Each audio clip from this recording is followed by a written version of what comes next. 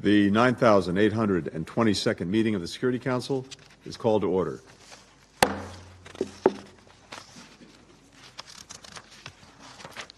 The provisional agenda for this meeting is reports of the Secretary General on the Sudan and South Sudan. The agenda is adopted.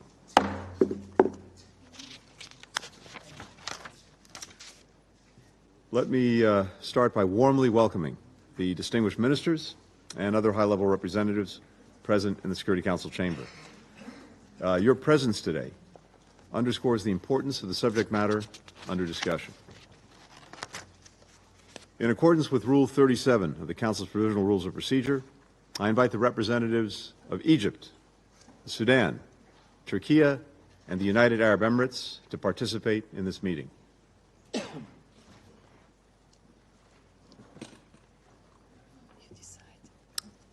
It is so decided.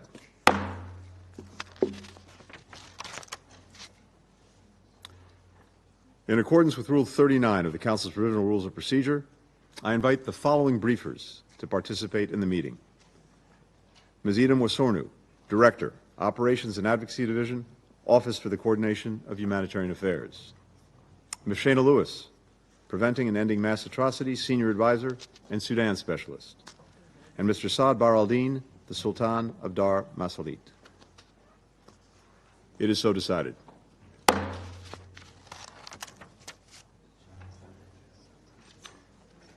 The Security Council will now begin its consideration of item 2 of the agenda. And I'd like to give the floor to start to Ms. Idem Wasornu. Thank you, Mr. President. I'm delivering this statement on behalf of Under-Secretary General for Humanitarian Affairs and Emergency Relief Coordinator, Mr. Tom Fletcher. USG Fletcher is currently traveling and sends his apologies for being unable to connect. The war in Sudan has raged for over 20 months, and its horrendous human toll continues to show. Fierce hostilities in populated areas escalating and spreading with evident disregard for international humanitarian law. Civilians killed and injured in unbearable numbers. Millions stalked by the threat of famine in the world's largest hunger crisis. Sexual violence rife. Education and health care facilities in ruins, while cholera and other diseases spread. Large swathes of the country cut off from reliable telecommunications, and families continue to flee, with over 12 million people, around 1/4 of the population, displaced since last April. 3.2 million people have sought safety in already fragile areas in neighboring countries. Meanwhile, the volume of humanitarian aid reaching people in need remains a fraction of what is required. Mr. President, this is a crisis of staggering scale and cruelty, one that demands sustained and urgent attention. This is why Under-Secretary General Fletcher visited Sudan and Chad during his first trip as Emergency Relief Coordinator. He held intensive discussions with the Sudanese authorities on the need to scale up the humanitarian response, protect civilians throughout hostilities, and end sexual violence as a tool of war.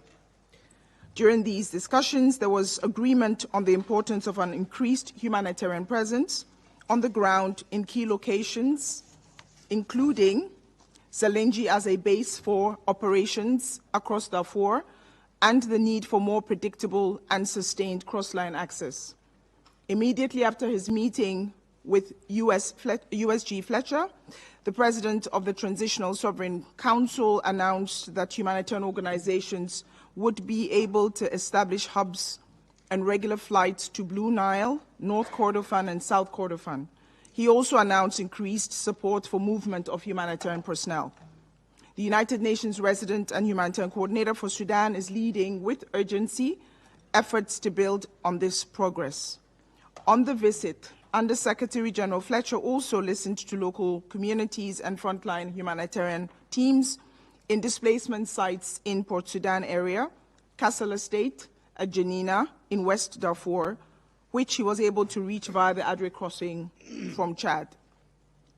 Under-Secretary General Fletcher launched alongside Sudanese women the 16 Days of Activism Against Gender-Based Violence campaign, a global initiative particularly important in Sudan.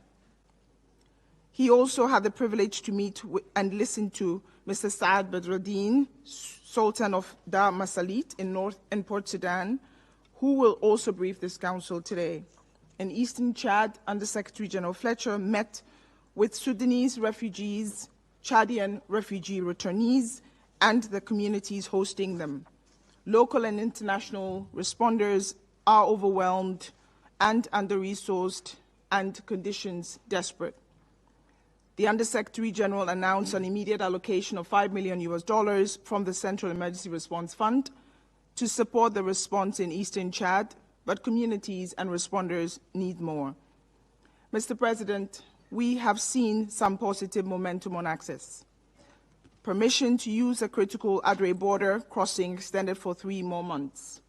A surge in food assistance, including the World Food Programme convoy reaching Zamzam camp in North Darfur on 22nd November, the first United Nations food convoy to the camp since famine conditions were confirmed in July. And international NGO partners were able to airlift life-saving supplies into Blue Nile and South Kordofan states.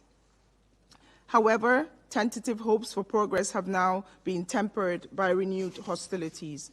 A second World Food Programme convoy to Zamzam was delayed by an escalation of fierce fighting, including shocking reports of repeated shelling on the camp itself, which has sent thousands of people fleeing. Recent days have seen further reports of civilian casualties due to apparently indiscriminate attacks, including aerial bombardment and artillery shelling in El Fasher and other areas of Darfur. An airstrike on a crowded market in Kapkabia, North Darfur last week reportedly killed dozens of people and injured many more. Operations in El Fasher's primary hospital were suspended due to an alleged missile strike last Friday, with patients among the casualties. Fighting also continues in Al Jazeera and Khartoum. And alarmingly, hostilities are spreading into new areas. In the south of the country, clashes in White Nile and Blue Nile states are driving displacement, including into South Sudan, and threatening a key border crossing. Mr. President, last month, Under-Secretary General Fletcher witnessed firsthand the incredible courage and resilience of the women, children, and men in the face of this senseless war. He was struck by the determination and commitment of local and international humanitarians dealing with exceptional challenges, and by the generosity of host communities in Sudan and Eastern Chad. The international community now needs to do more to fulfill its responsibilities. Under-Secretary General Fletcher has set out 3 key asks for the Council today. First, unequivocal demand that the parties must comply with international humanitarian law. The appalling civilian toll must end.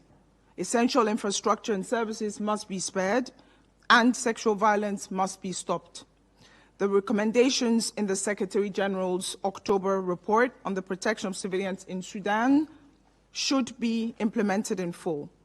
Second, using your influence to ensure all humanitarian relief routes, road and air across conflict lines and borders are open. Bureaucratic impediments must be lifted, and permits and visas for incoming personnel issued swiftly and efficiently. Humanitarian personnel and their assets must be protected. Third, money. In 2024, humanitarian organizations faced significant funding gaps. We call on donors to provide the $4.2 billion that humanitarians need to support nearly 21 million people inside Sudan next year, and the $1.8 billion needed to support 5 million people, primarily refugees in 7 neighboring countries. We will bring intensity, energy, creativity to the humanitarian mission. But ultimately, the only way to end this cycle of violence, death, and destruction is for this Council to rise to the challenge of delivering lasting peace in Sudan. I thank you.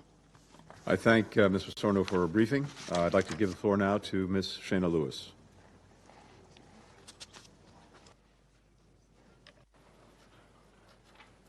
President, Excellencies, thank you for the opportunity to brief you today on the urgent need for this Council to adopt a resolution on civilian protection in Sudan. My name is Shayna Lewis. I am the Sudan Specialist and Senior Advisor with PAMA. Civilian protection relies on the belief that a system like this body can and will ensure safety. But belief is a fragile thing. If this body cannot do more to protect the people of Sudan, it won't just be their lives at stake. It will be the very credibility of this Council and its members as well. The scenes of brutality in Sudan keep many of us awake at night. Earlier this year, I collected the testimony of a young Darfuri woman who was gang raped in her family home. Her father beat against the door of the room she was trapped in, trying to save his baby girl. In return, the RSF troops shot him dead for daring to protect her. Much like this brave father, this esteemed council has the chance to save the lives of Sudanese women and boys, girls and men. Over decades, this very council developed rich policy on civilian protection. Yet the international community has failed the people of Sudan across 20 months of war. Footage abounds of forms of brutality that defy human consciousness, and no person should have to bear witness to. But this council must demonstrate through action that the imperiled lives of 49 million Sudanese will not be abandoned to the whims of armed men. There are some in this chamber who claim that any action by the UN to protect civilians would violate Sudan's sovereignty. Indeed, we heard this argument when the Russian delegation vetoed the Sudan resolution last month. But sovereignty comes with responsibility, the responsibility to protect civilians. It is not a blank check to conduct war crimes. If Sudan's de facto authorities are unwilling and unable to fulfill this paramount responsibility, this council is required to act in accordance with its mandate.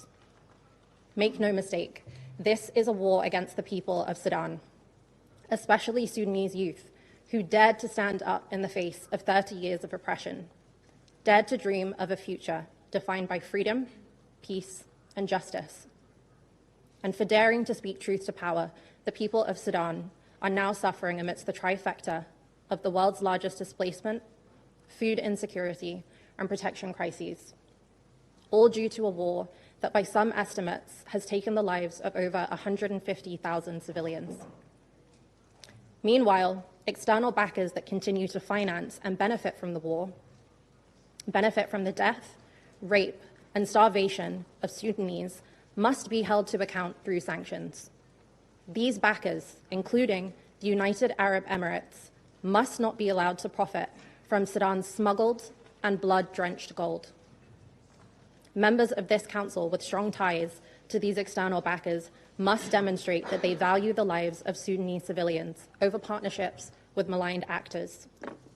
To do so would not require innovation from this council, but the will to protect civilians in Sudan by not only enforcing the existing arms embargo and sanctions regime, but expanding it. President, Excellencies, I do not envy your task of upholding international peace and security within this challenging geopolitical climate. Yet in Sudan, we are not facing a lack of options, rather a lack of ambition.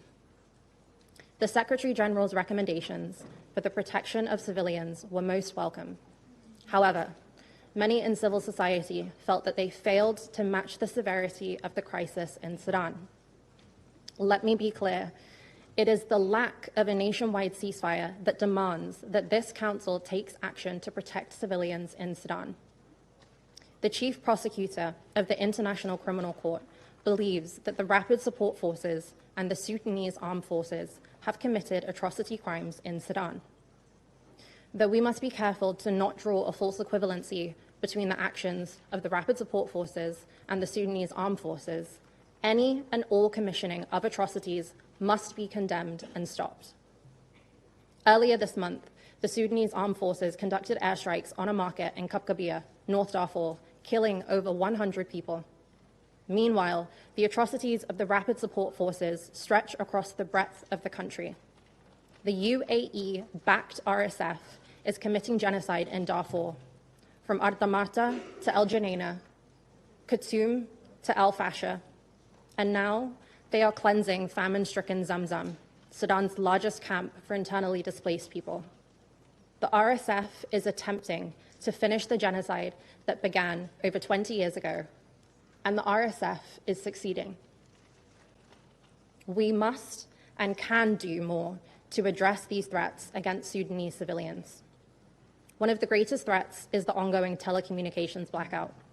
Over 30 million civilians have been unable to access the internet and phone lines for almost 12 months, leaving them severed from the outside world. This council should send an independent to create a plan to repair, restore, and protect networks across Sudan. President, Excellencies, you have the power to break the blackout in Sudan and stop the belligerents from hiding their atrocities from the world. It is Sudanese civilians and civil society that continue to keep eyes on Sudan. The international community must urgently support Sudanese civil society in safe documentation for accountability purposes. Though the RSF and SAF consented to self-compliance mechanisms, they continue to commit serious rights violations. This Council risks complicity if they continue to allow belligerents to set their own standards for civilian protection. General Burhan and Hemeti will never hold themselves accountable, which is why this Council must support the work of the International Criminal Court and the Independent Fact-Finding Mission for Sudan. Crucially, this Council must stop ignoring the recommendations of the UN's own investigation by upholding the fact-finding mission's recommendation for the deployment of, and I quote, an independent and impartial force with a mandate to protect civilians in Sudan, end quote. This Council, in partnership with the African Union, must also consider a remote monitoring mission for Sudan, which would be a fraction of the cost of previous physical deployments and would prevent further atrocities through early warning and early action systems. If civilians are not dying from a bullet or bombs from the sky, they are dying from preventable famine. Though concerted negotiations have secured progress in humanitarian access, the aid trickling into Sudan is only delaying death, not saving lives. Whilst the UN continues to negotiate unimpeded access, donors must immediately scale up funding to the Sudanese humanitarian response. President, Excellencies, I implore us all to not forget the future of Sudan. Over half of the displaced population are children, and hundreds of thousands are missing out on essential early childhood vaccinations. 19 million Sudanese children have not sat in a classroom since the outbreak of this war. And though the postponed national exams are due to take place on December the 28th, many will not be able to take them. We are at risk of losing an entire generation. And the world will not remember the geopolitical excuses. The world will remember the hundreds of thousands of lives lost, the genocide that occurred on our watch, yet again. Without your action to protect civilians, the youth-led vision of peace, justice, and freedom will remain a distant dream. Sudan's advancements towards civilian leadership are at risk of being destroyed.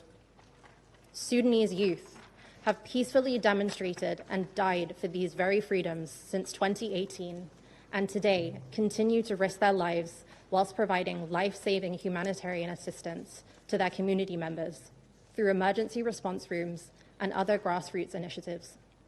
They are the beacon of hope of Sudan, and you have the power to save their lives. Thank you. I thank Ms. Lewis for her briefing. I now give the floor to Mr. Saad Baraldin.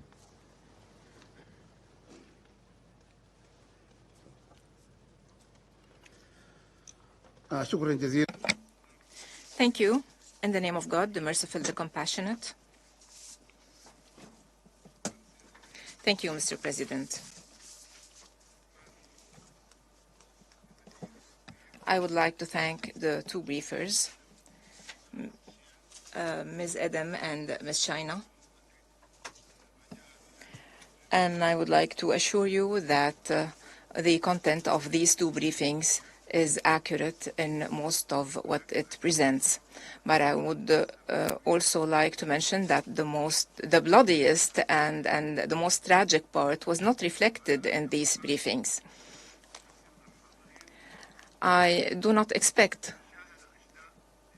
those who have seen bodies of women and bodies of children that were killed as a result of the bombardments in El Geneina to be ignored. I am Saad Abdurrahman Bahreddin, the Sultan of Darmasalit, which is in western Darfur in Sudan. I would like to thank the Security Council, the Presidency, and members of the Council.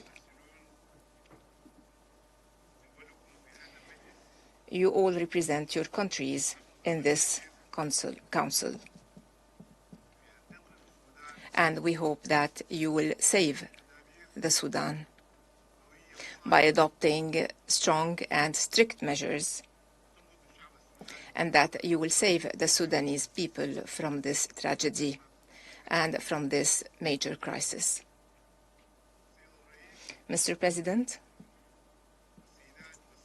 ladies and gentlemen, members of the Security Council,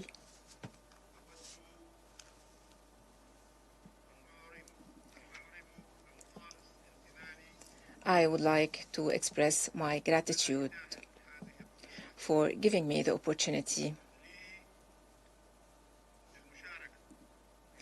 to participate in this important meeting. This is indeed an extremely important meeting. I would also like to thank the member states of the Security Council, which supported my participation in this session. Allow me, Mr. President, at the outset, to mourn the loss of thousands of the people of Dar Masalit, El Junaina, and from Sudan in general. Those who have paid with their life in Al-Fashir, Zamzam, Al-Jazeera, Durman, and all over Sudan. As a result of this devastating war,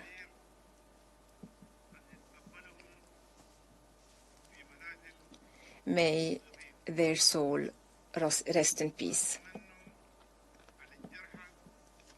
I also wish a swift recovery to the wounded and all the injured. We hope that the refugees, the migrants, and the displaced will safely return to their homeland. Mr. President,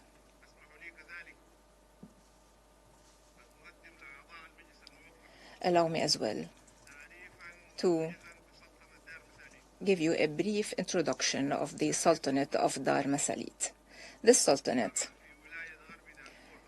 is in West Darfur in Sudan. Its capital is the city of Al Junaina. This Sultanate is a social and cultural melting pot. It is inhabited by diverse tribal and ethnic groups. And the Masalit tribe represents the majority of its population. The Sultan of the Masalit is the highest traditional authority and one of the symbols of the region since tens of years. And he is extremely important for the Masalit of Sudan and the Masalit in neighboring countries. Today, I represent the 7th Sultan in a chain that dates back to more than 150 years of continuous succession. Mr. President, since 2003, the Sultanate of Dar Masalit have been witnessing armed conflicts between various factions, which included foreign militias. These conflicts reached their peak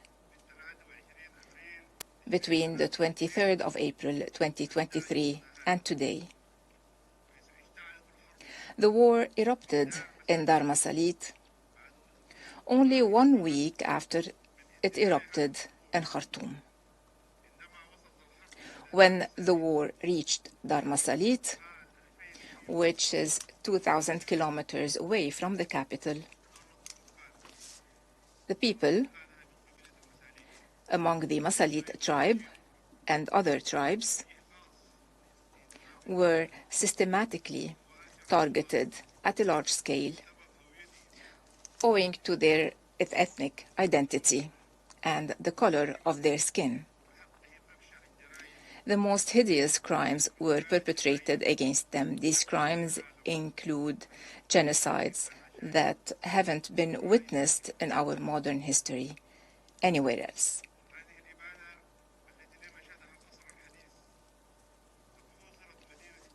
The city of El Junaina was besieged. It is the headquarters of the Sultanate and the capital of West Darfur. It was under siege for 2 months by the Rapid Support Forces. All the entry points were closed, and the city was totally besieged by the Rapid Support Forces, and they started bombarding the city, to be followed by successive attacks around the clock from all sides against that city. This wanton aggression was waged by foreign mercenaries who were brought during the siege, and they prevented the entry and exit of the population of food and of water. Snipers were stationed around water sources and vital regions. Southern neighborhoods, where the majority of Masalites were also under a systematic attacks. Properties were looted. Homes were set to fire. Governmental and private institutions were burned. Crimes perpetrated included indiscriminate killing, torture, the rape of women, genocide against the Masalit tribe. I myself was among those on the hit list. This hit list includes a large number of tribal leaderships among the Masalit. It also includes educated people, students, and others. I was compelled to flee my home in El Junaina after staying there under siege for 56 days. I fled my home at night to help the wounded, whose number exceeded 2,000. Their situation was deteriorating, and on one day, 20 to 25 young people died because of their injuries, and we could not provide them with any kind of treatment because of the lack of medicine, drugs, and other medical tools or supplies that could have helped them. So I fled my home at night on foot in very harsh conditions. I walked for 14 hours under the rain. I wanted to cross 28 kilometers only. Those 28 kilometers took me 14 hours to avoid some areas and some passages. So I had to walk all this time, although I am old. These crimes led to the killing of 10,000 people, to the wounding of tens of thousands. These crimes displaced no less than 1 million people who had to flee to neighboring Chad. Western American newspapers and TV channels have documented all these practices, and they expect the numbers to be much greater. I was burying the corpses myself, and I was looking at these bodies on the streets and in the homes. And I tried to be everywhere to help bury these bodies properly. Movement was extremely difficult, extremely dangerous. Mr. President, among these criminal practices, targeting my people, the Masalit, by the Rapid Support Forces and their allied militias from the neighboring countries. I mention the burning of people alive, burying people alive. And I think that you have all seen this video which showed that wounded people were being buried alive and that there were young people, children and students who were being killed. And I am sure of the veracity of these facts. Mr. President, members of the Council, those who have lost their life and those who have fled to neighboring countries, those whose bodies were dragged in public, like the Wali al-Khamis, who was killed by the Rapid Support Forces, and we bear witness to that because the video is clear and it shows what the Rapid Support Forces have done.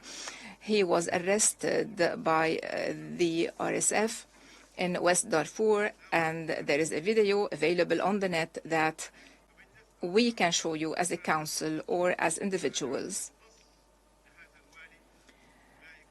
in order to hold accountable those who have killed him and have killed other innocent people. Mr. President, owing to all this, thousands of people fled to camps in eastern Chad. They live in dire humanitarian conditions. Children are dying there from famine. The elderly have mostly died as a result of hunger, poverty, and the rest are suffering poverty and amnesia. And although some international organizations are present on the ground, the assistance that is being provided is not enough to meet the basic needs. Thousands of refugees, meanwhile, are risking famine. Despite this humanitarian tragedy, Mr. President, the horrors perpetrated in West Darfur have been ignored by the international community, which deepened the suffering of the victims who are still facing worst circumstances. We are human beings, and we were hoping to be treated like other refugees in other countries. Unfortunately, this is the situation, but we ask God that we find justice and that we will enjoy our equal rights on this planet. We hope that international organizations and the international community will give us our rights and will give us enough assistance to meet our daily needs and to face some of the hardships in order to reach, hopefully, a dignified life at some point. Mr. President, I address you today, and I address this august council to highlight a slight part of the suffering of the citizens of West Darfur. They have been facing genocide, ethnic cleansing, looting, and rape. From this rostrum, I would like to highlight this humanitarian devastating catastrophe. I call upon the international community to extend a helping hand to our countries suffering the scourge of a devastating war by finding radical solutions that include providing security, providing humanitarian assistance, and achieving justice. Mr. President, it is a great honor to give me the opportunity to convey to you what is happening in my country, the Sudan, and in the state of West Darfur, most specifically. I come here carrying the concerns and aspirations of my people who have been facing or bearing the brunt of war, that have been displaced worldwide. I stand before your august council to call for your support at 3 levels. My family has been displaced. I lost a lot of my brothers and of my family members. Therefore, I would like to call upon you, Mr. President, to help us meet those basic needs, the needs of the people of the Sudan and of West Darfur. First of all, security. The prevailing insecurity in West Darfur and in the Sudan is the result of a war which led to chaos, to insecurity, which claimed the lives of thousands of people and displaced millions. The main reason behind this protracted war is the large flows of lethal weapons to the rapid support forces coming from some countries of the region and from the world. I can assure you, Mr. President, that the quantity of weapons entering and reaching these parties is unimaginable. So these inflowing weapons from some countries of the region have been documented. International reports and global newspapers have pointed fingers to specific countries that are providing the weapons that are being used to kill us and displace us. Therefore, I would like to call upon your council to put pressure on these countries to stop providing weapons. Mexico is the state of Texas.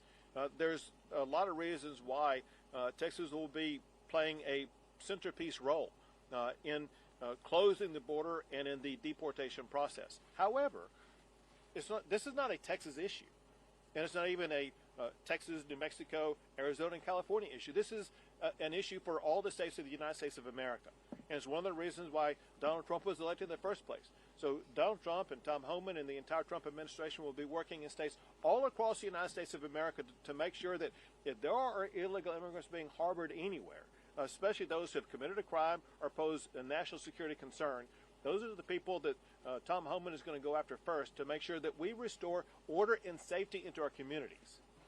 Governor, so what is this plan that you came today to announce? Is it just to display the ads in the border? Or what's the new plan? The new plan is a deterrent to people who may be on their way to come across the border. Listen, there have been many stories and things that we're monitoring where in the last month before Donald Trump becomes the president,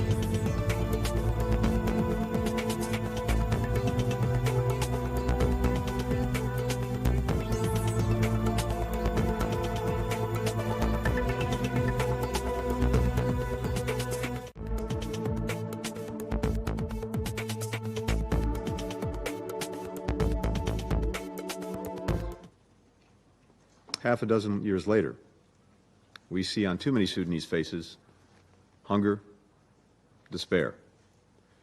The military takeover in 2021, the brutal fighting that erupted between the Sudanese armed forces and the rapid support forces in April 2023 have derailed Sudan's transition to democracy and unleashed what is the worst humanitarian crisis in the world. Each day, as you've heard from our briefers, brings new atrocities. Attacks on hospitals, on markets, displaced persons camps, summary executions, women and girls subjected to unspeakable sexual violence. We continue to see war crimes and crimes against humanity committed across vast parts of Sudan. In Zamzam, people have resorted to eating grass and peanut shells. By some estimates, a child there dies every 2 hours for lack of food. And the effects of this tragedy extend well beyond Sudan's borders. Over 3 million Sudanese have fled to neighboring countries. Outside actors are arming and supporting both parties, turning an internal power struggle into a conflict with global dimensions. In short, failure to act in Sudan threatens the peace and security that this Council is charged with preserving. The world cannot, must not, look away from the humanitarian catastrophe that's happening in Sudan on our watch, before our eyes. The United States has worked intensively with partners to provide relief to the Sudanese people, to end hostilities, to return Sudan to the path of democracy. We've been the largest provider of humanitarian aid to the people of Sudan.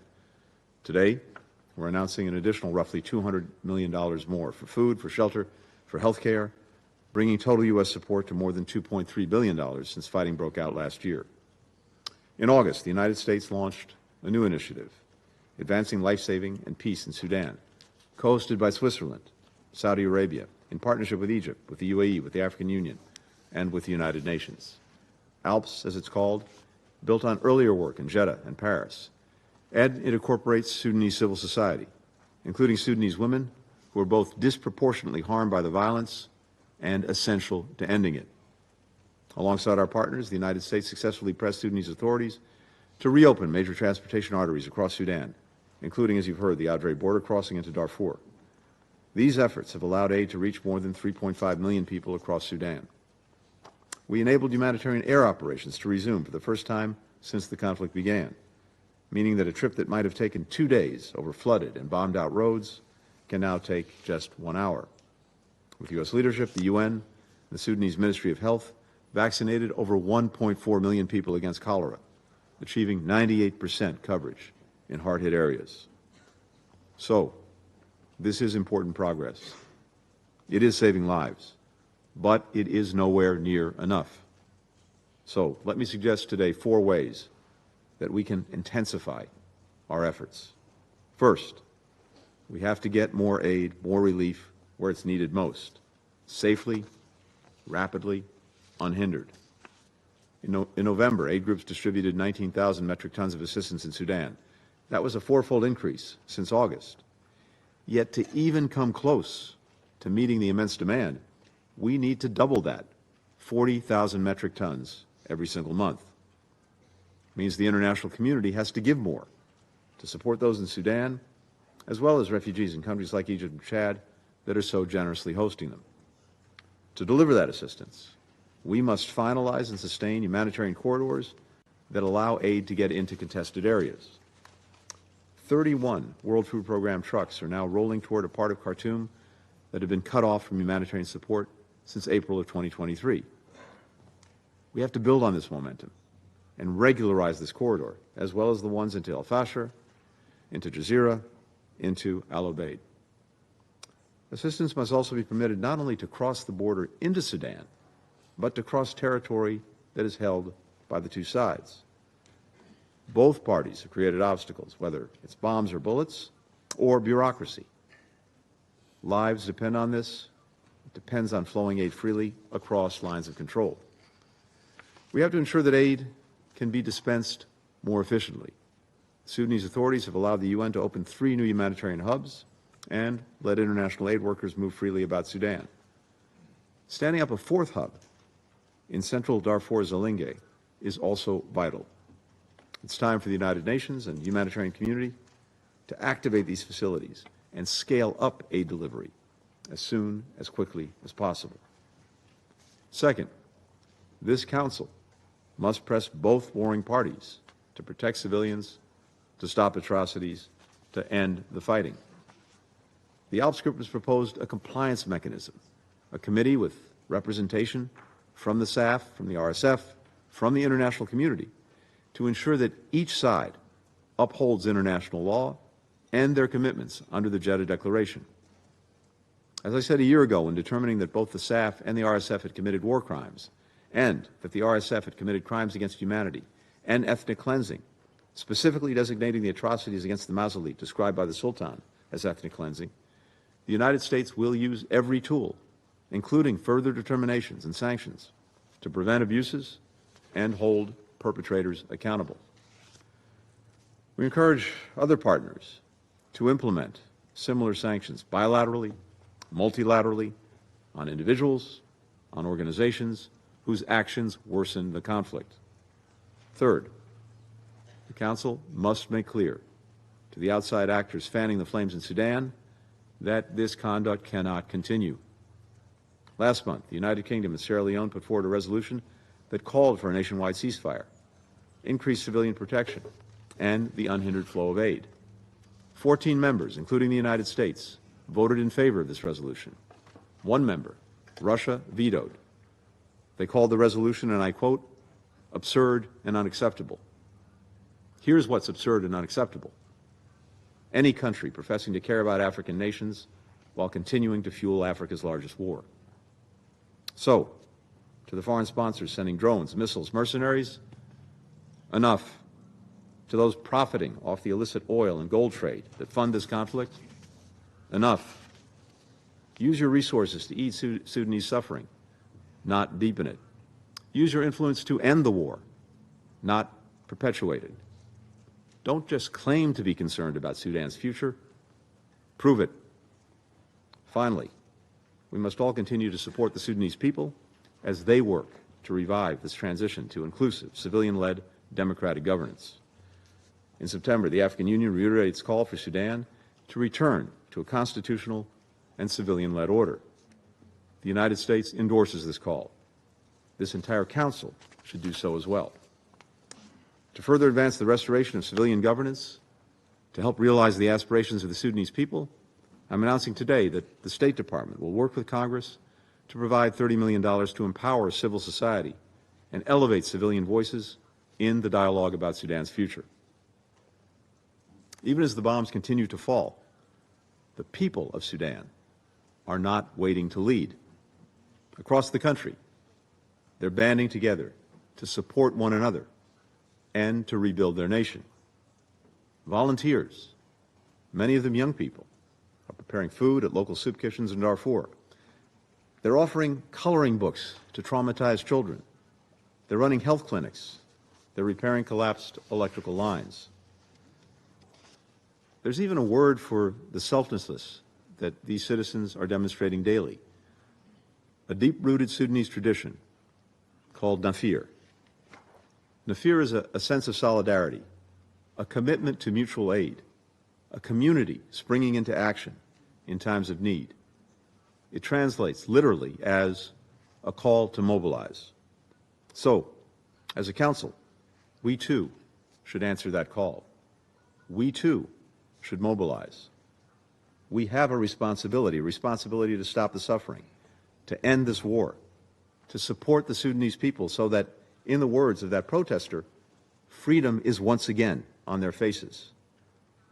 I ask you, all of us, let's seize this moment, and I thank you. I resume my function as President of the Council, and I now give the floor to His Excellency, Mr. Jose Lagasca, Minister of Government of Ecuador. Thank you, Mr. President.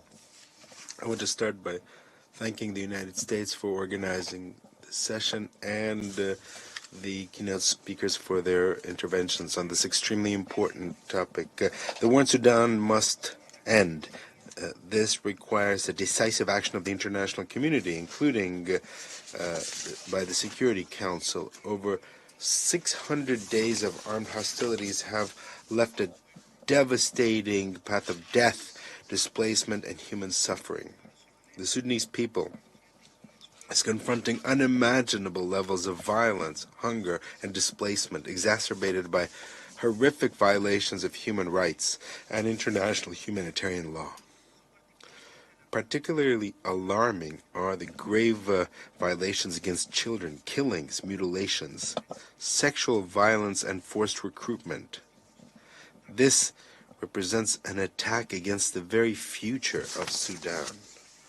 The Geneva Conventions and the resolutions of this Council are incumbent on the parties, including the principles of distinction, proportionality, and precaution. Likewise, accountability is essential to break the cycle of impunity. Your Excellencies, Ecuador reiterates that there cannot be a military solution to the conflict in Sudan because what must prevail is courage, good faith, and political decisiveness to achieve a solution through diplomatic and peaceful means. I'd like to reaffirm the support of Ecuador for the efforts of the African Union, of the Intergovernmental Authority for Development of East Africa, and the personal envoy of the Secretary General for Sudan, Ramtane Lamamra, in promoting an inclusive dialogue among the parties to the conflict. The coordinating role of these institutions is vital to advance towards a sustainable solution. I must also mention that all member states of the United Nations, we have obligations derived from the sanctions regime pursuant to Resolution 1591 related to Sudan, and the arms embargo must be fulfilled. Any external interference that fuels the conflict and instability is inexcusable. Mr. President, declaration of famine in the Zamzam camp is a sign that the international community can no longer ignore. Over 50% of the population is living in conditions of critical food insecurity, which reflects the magnitude of the humanitarian tragedy. It's impossible to confront this crisis effectively without secure and continued access to border crossings such as Adre and the implementation of secure corridors in conformity with Resolutions 2730 and 2736 of this Council for the entry of humanitarian assistance. The unity of this Council is crucial to stop the spiral of violence and suffering. By adopting essential measures for the protection of civilians and guaranteeing humanitarian assistance, a national ceasefire and silencing the weapons is the first step for this goal. Mr. President, peace in Sudan is a national responsibility and an ethical and political obligation of the international community. This Council cannot remain on the sidelines while the Sudanese people suffers. It's essential to act with firmness and achieve a solution that reflects our shared responsibility to protect lives and promote peace. In conclusion, I would like to reiterate the solidarity of Ecuador with the people of Sudan and our unwavering readiness to contribute to a future of stability and dignity for Sudan. The civilized conscience of humanity demands it. Mr. President, before concluding, since this is the last time I'm going to address this Council, I would like to say goodbye by expressing my gratitude to all the colleagues for allowing me to be part of the efforts of the international community for the benefit of peace and international security. Thank you very much. I thank His Excellency Mr. Lagaska for his statement and for his participation in the Council. I now give the floor to His Excellency Mr. Thomas Gruber, State Secretary of Switzerland. Merci. Thank you, Mr. President. I would also like to express my gratitude to the Director of OCHA, Madam Wasornu, as well as Madam Lewis for their briefings, and I wish to particularly thank the Sultan of the Masalit community for having shared with us his personal testimony. When Switzerland first addressed this Council on Sudan in March last year, the country was at a critical point in its transition to democracy, a transition on which the Sudanese people's hopes for freedom, peace, and justice rested. However, the outbreak of the conflict a month later shattered these hopes and inflicted immeasurable suffering upon millions of people, in utter disregard for human life, illustrated by countless violations of international law, has since led to the world's largest humanitarian crisis. In view of the latest escalation of hostilities between the SAF and the RSF in several states in recent days, and the relentless bombardment of El Fasher and Zamzam camp by the RSF, an immediate cessation of hostilities is imperative, as this Council has repeatedly called for. Given that this is the last meeting at which Switzerland will speak on this issue as a member of the Security Council, I wish to take this opportunity to reiterate the following points. First of all, international humanitarian and human rights law, as well as commitments such as the Jeddah Declaration, need to be fully respected and implemented by the parties to the conflict, who are obliged to protect civilians under all circumstances. As a member of the Advancing Life-Saving and Peace in Sudan group, the ALPS group, we are working with the parties to facilitate humanitarian access and to strengthen the protection of civilians, a priority of Switzerland at the Council. As we have also emphasized over the past 2 years, local organizations play an essential role in the protection of civilians and in the humanitarian response. Their protection deserves particular attention, as is underscored in Resolution 2730, which reminds the parties of their obligation to protect humanitarian personnel. This brings me to my second point, which is no less urgent. We must continue to improve the humanitarian situation. This week, our Deputy Director of the Swiss Agency for Development and Cooperation, accompanied by our Special Envoy for the Horn of Africa, were on a mission to Sudan. The Swiss delegation traveled to Kassala to assess firsthand the vast humanitarian needs and the manifold challenges facing the humanitarian response. During our mandate, we have consistently called for rapid, safe, unhindered, and sustained humanitarian access across all borders and front lines, and called for the removal of all obstacles and obstructions. The world's worst food crisis, leading the first declaration of famine in years, has been a priority for us, particularly as the informal co-focal point for Resolution 2417. The rapid establishment of United Nations humanitarian hubs across the country and continued funding are also essential. We are determined to maintain our humanitarian support. Since the beginning of the conflict, Switzerland has committed more than $100 million to Sudan and the countries affected by this conflict. And third, we must ensure accountability, which has largely been absent over the past 20 years. Without accountability, peace will remain out of reach. We will continue to call for action beyond our mandate in the Council, given, among other issues, the appalling reports of sexual and gender-based violence against women and girls, mainly committed by the RSF, as well as ethnic violence and repeated warnings of the risk of genocide. In the same vein, we reiterate our appeal to the parties and member states to ensure the full implementation of the resolutions of this Council, in particular by refraining from any external interference and by respecting the arms embargo, the flagrant violations of which continue to fuel the conflict. Finally, we must step up our diplomatic efforts to facilitate a Sudanese-led political process. In this regard, Switzerland welcomes and supports the significant commitment and engagement of the African Union and Sudan's neighbors.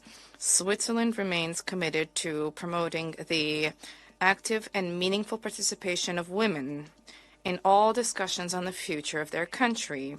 We also reiterate our robust support for the Secretary General's Special Personal Envoy, Ramtane Lamamra, in complementing and coordinating diplomatic efforts and in working together with the parties to enhance the protection of civilians.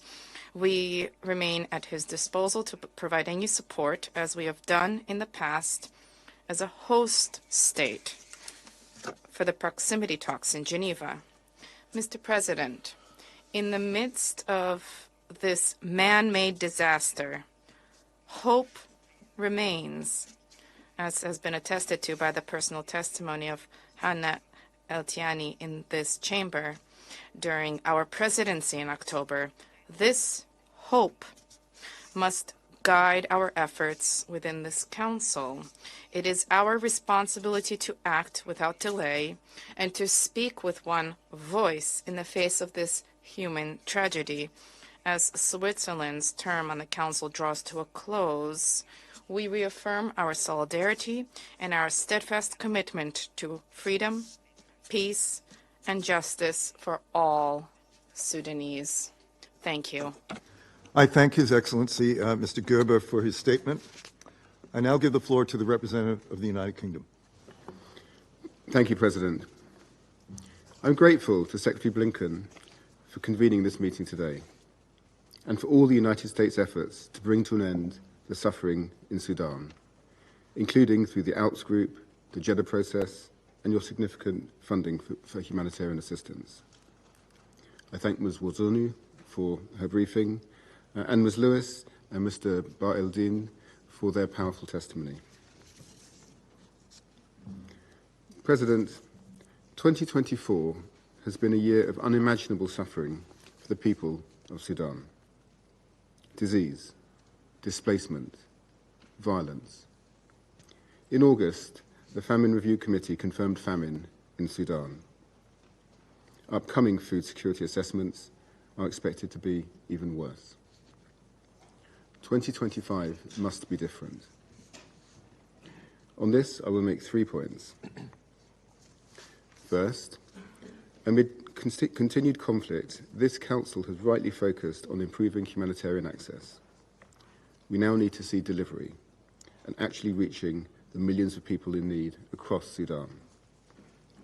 We welcome the agreement by the Sudanese Armed Forces to extend the permissions on the Adre crossing and for the establishment of humanitarian supply hubs. But as Secretary Blinken said, this is not enough, not nearly enough, to meet the scale of need. Humanitarian access must be expanded to all civilians in need, whether they live in SAF or RSF-held areas. So we therefore call on the Sudanese authorities to authorise further humanitarian hubs, particularly in Zelingay, Darfur. We also call on all sides to ensure additional cross-line routes, safety guarantees for aid workers, and the lifting of all bureaucratic impediments that too often obstruct the provision of aid. Second, this humanitarian crisis requires a concerted and robust international approach, including by the UN. We welcome the updates on the Emergency Relief Coordinator's visit to Sudan and urge that this bold leadership continue. We must collectively strive for a system-wide response that delivers better outcomes for the Sudanese people. Donors must support these efforts by finding new ways to diversify our funding, supporting both the UN and local Sudanese responders at the front line of the response. Third, President, we condemn the RSF attacks on Zamzam IDP camp and drone strikes in El Fasher, which kill civilians and ground hospital operations to a halt. Last month, the UK and Sierra Leone tabled a resolution to address both parties' disregard of their Jeddah Declaration commitments to protect civilians. Despite Russia's veto, 14 votes in favour sent a clear signal of the international community's focus on the need for the warring parties to comply with Jeddah and with other international human rights and humanitarian commitments.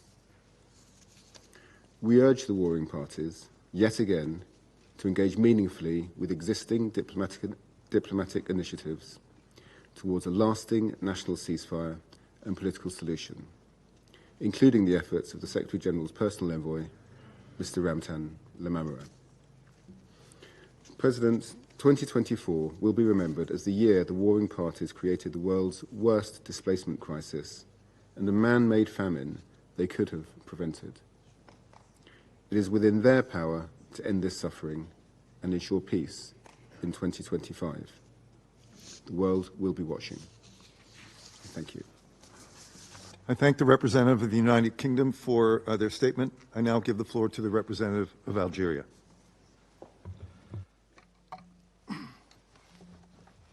Thank you, President.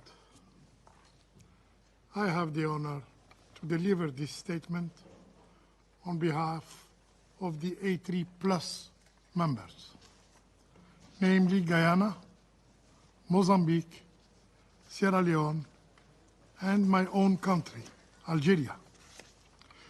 We wish to thank the US presidency for scheduling this important meeting to discuss the deeply concerning situation in Sudan.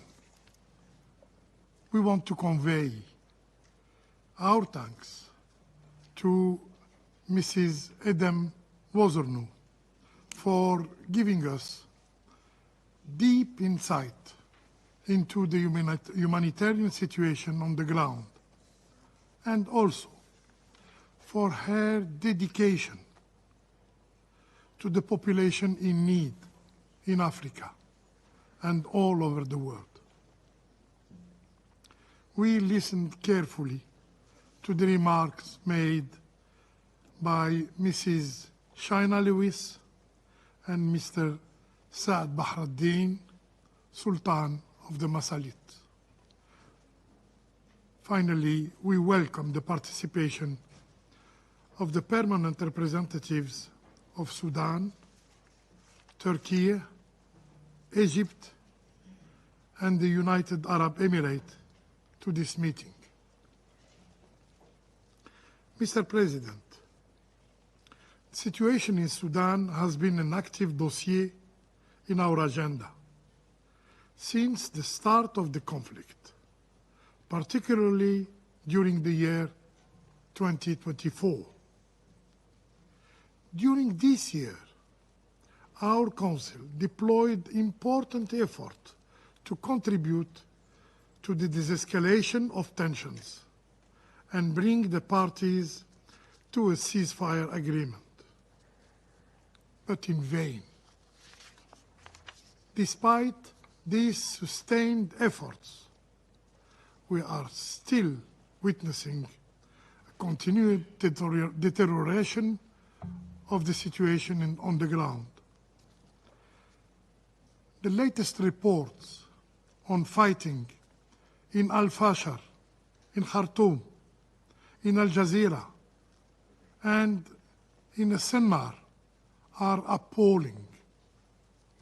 Hundreds of innocent civilians have been killed, and critical health infrastructures have been destroyed.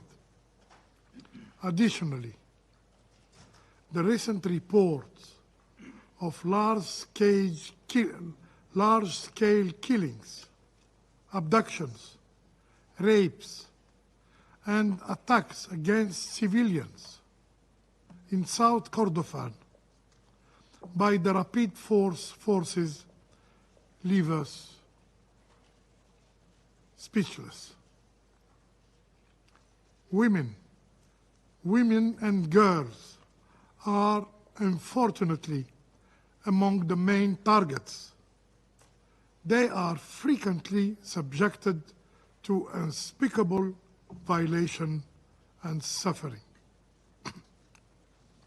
In this regard, we wish to commend the resilience of Sudanese women, and we call for all perpetrators of human rights violations to be held accountable.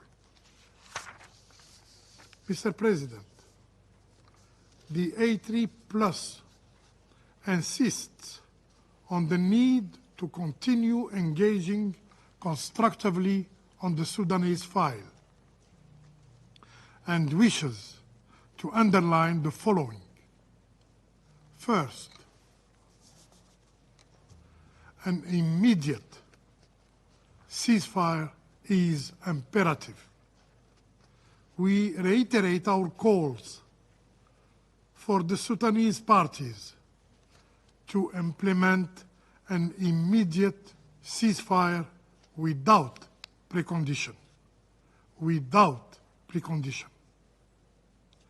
We cannot afford to lose more innocent civilians. We cannot afford more displacement, more sexual violence, more food insecurity, destruction, and instability in the region. In the past time, it is past time that all conflict parties engage in a meaningful, transparent, and Sudanese political process under the umbrella of the United Nations, while keeping the protection of civilians, as their main and common objective. Second, engaging in diplomatic effort in good faith. A ceasefire depends primarily on the willingness of the Sudanese parties, but also on the support of regional and international partners.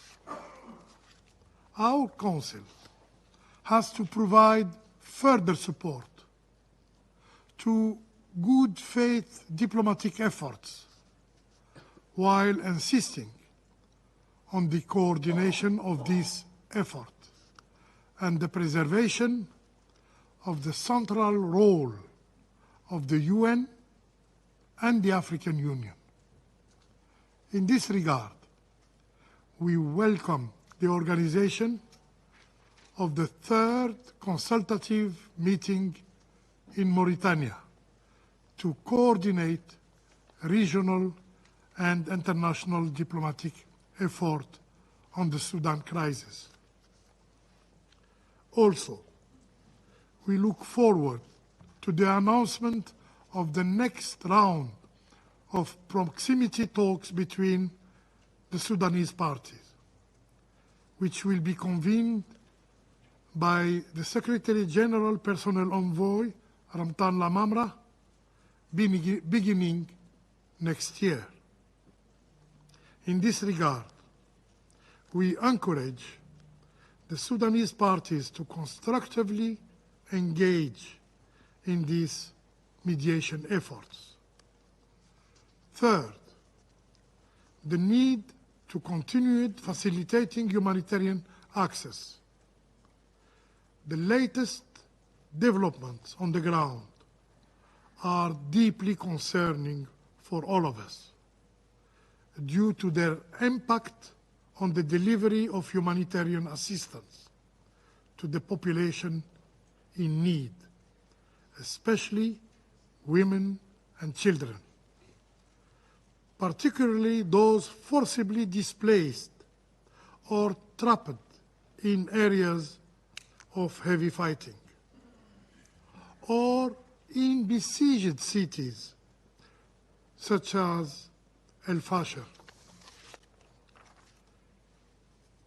Despite the gloomy picture on the ground, we welcome the announcement by the government of Sudan to open airports in Al Ubaid, Kadugli, and at Damazin for humanitarian flights, and the establishment of humanitarian supply hubs at these locations.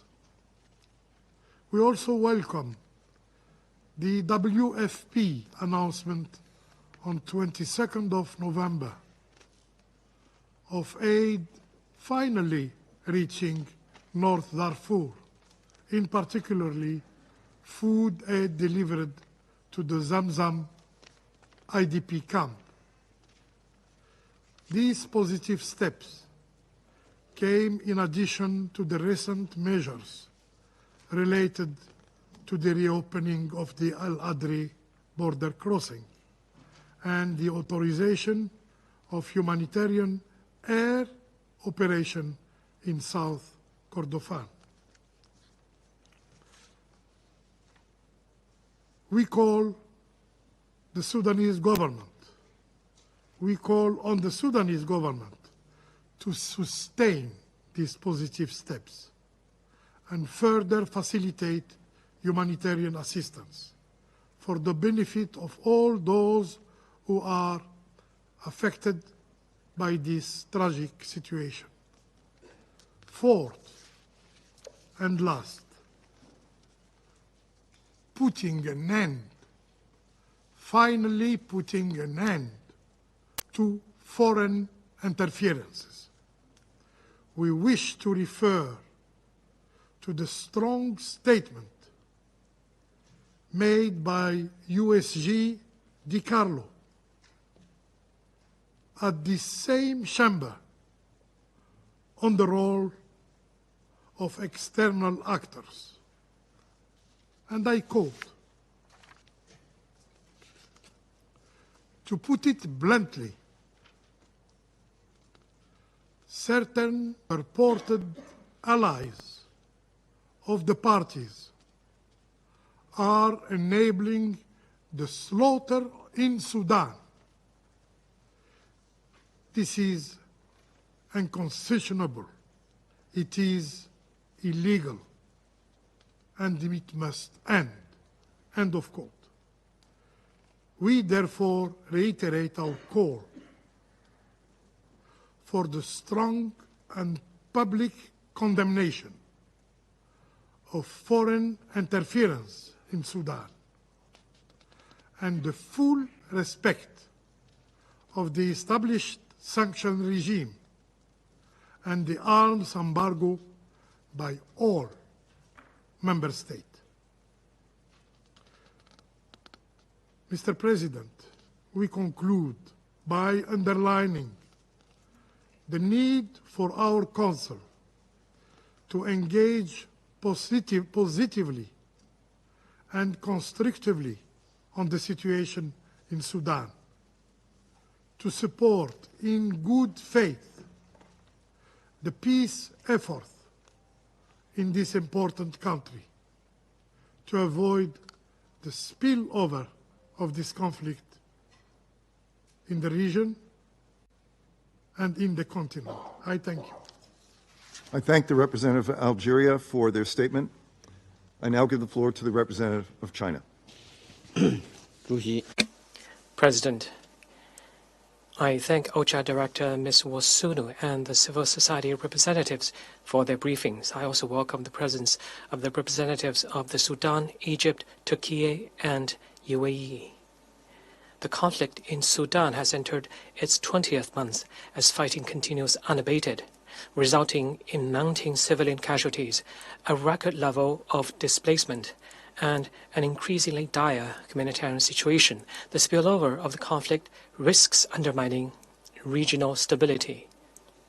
The international community should respond to the earnest yearning of the Sudanese people for peace and work collectively to create conditions for proper settlement of the situation. I would like to make 3 points. First, we must work together to promote a ceasefire and end the fighting. Recently, there have been frequent reports of violent attacks against civilians in locations such as Al Jazeera and Al Fasher, showing a worrying trend of escalation and spreading. The Security Council has adopted 2 resolutions on the situation in Sudan, calling on all parties to the conflict to end hostilities and implement the commitments made in the Jeddah Declaration. The same resolutions also demand an end to the siege of Al Fasher. The priority now is to ensure that the aforementioned resolutions are effectively implemented in order to achieve de-escalation without delay and ensure the protection of civilians to the greatest extent possible. China calls on all parties to the conflict in Sudan to put the fundamental interests of the country and the people first, find a political solution through dialogue and consultation, and restore peace as soon as possible. All parties should effectively respect the sovereignty, independence, and territorial integrity of the Sudan and play a constructive role in resolving the conflict. Second, we must join hands to intensify mediation efforts. At present, multiple international and regional mechanisms are engaged in mediation in various formats. China welcomes the convening of the third consultative meeting on enhancing coordination of peace initiatives for the Sudan in Mauritania. We have learned that SG's personal envoy Lamamra will visit Sudan soon. We support his continued good offices and hope that the UN will enhance coordination with regional bodies such as the AU, IGAD, and the League of Arab States and create synergy in the exploration of innovative and effective ways to resolve the conflict. China stands ready to work with the international community and contribute its part to ending the conflict in Sudan at an early date.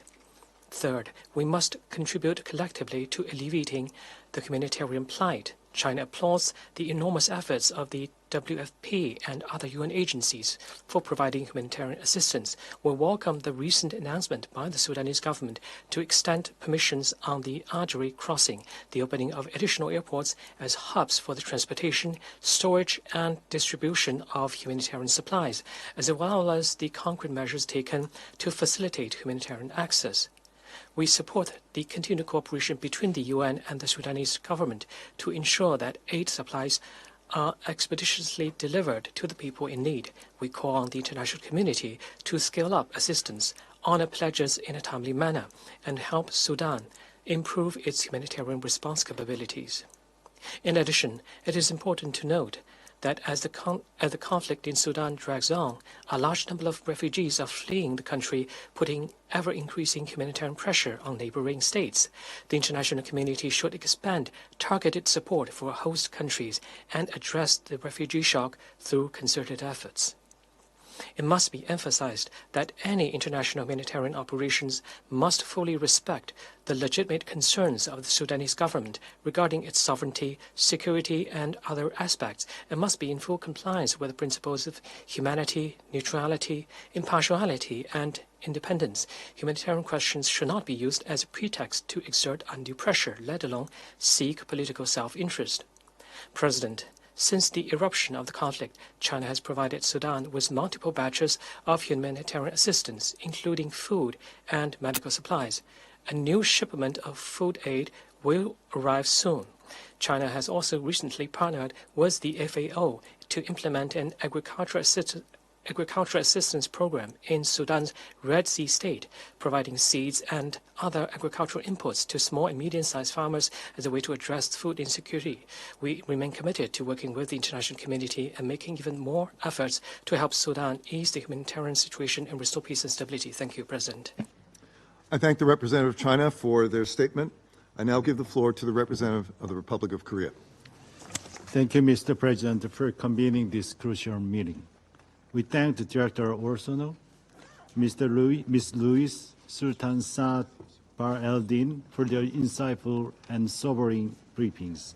We also welcome the presence of the representatives of Sudan, Turkey, and the United Arab Emirates. It is deeply disturbing that repeated calls by this Council and the international community for an immediate nationwide ceasefire in Sudan continue to fall on deaf ears. Instead, the conflict has intensified, fueled by external support as the parties to the conflict pursue military dominance. Particularly alarming are the harrowing reports of heavy artillery bombardment of the Jamjam IDP camp, where famine was tragically confirmed in August of this year. In addressing this man-made catastrophe, I'd like to underscore 3 points. First, the parties to the conflict in Sudan must heed the urgent call of the Security Council and international community for an immediate and nationwide ceasefire. Although the adoption of a new resolution reiterating this call was vetoed in November, the Council's call for an immediate ceasefire remains valid and binding. We strongly urge all parties to conflict to comply with the Security Council resolutions and engage in negotiations to uphold their commitment under Jeddah Declaration. We commend the efforts of the Secretary General's personal envoy, Mr. Ramamura, and look forward to tangible progress in the proximity talks. The contributions of African Union and the Arabs Group in engaging the conflicting parties are equally appreciated. We encourage the efforts to coordinate various peace initiatives for Sudan, and in this regard welcome the third consultative meeting on enhanced coordination held in Mauritania.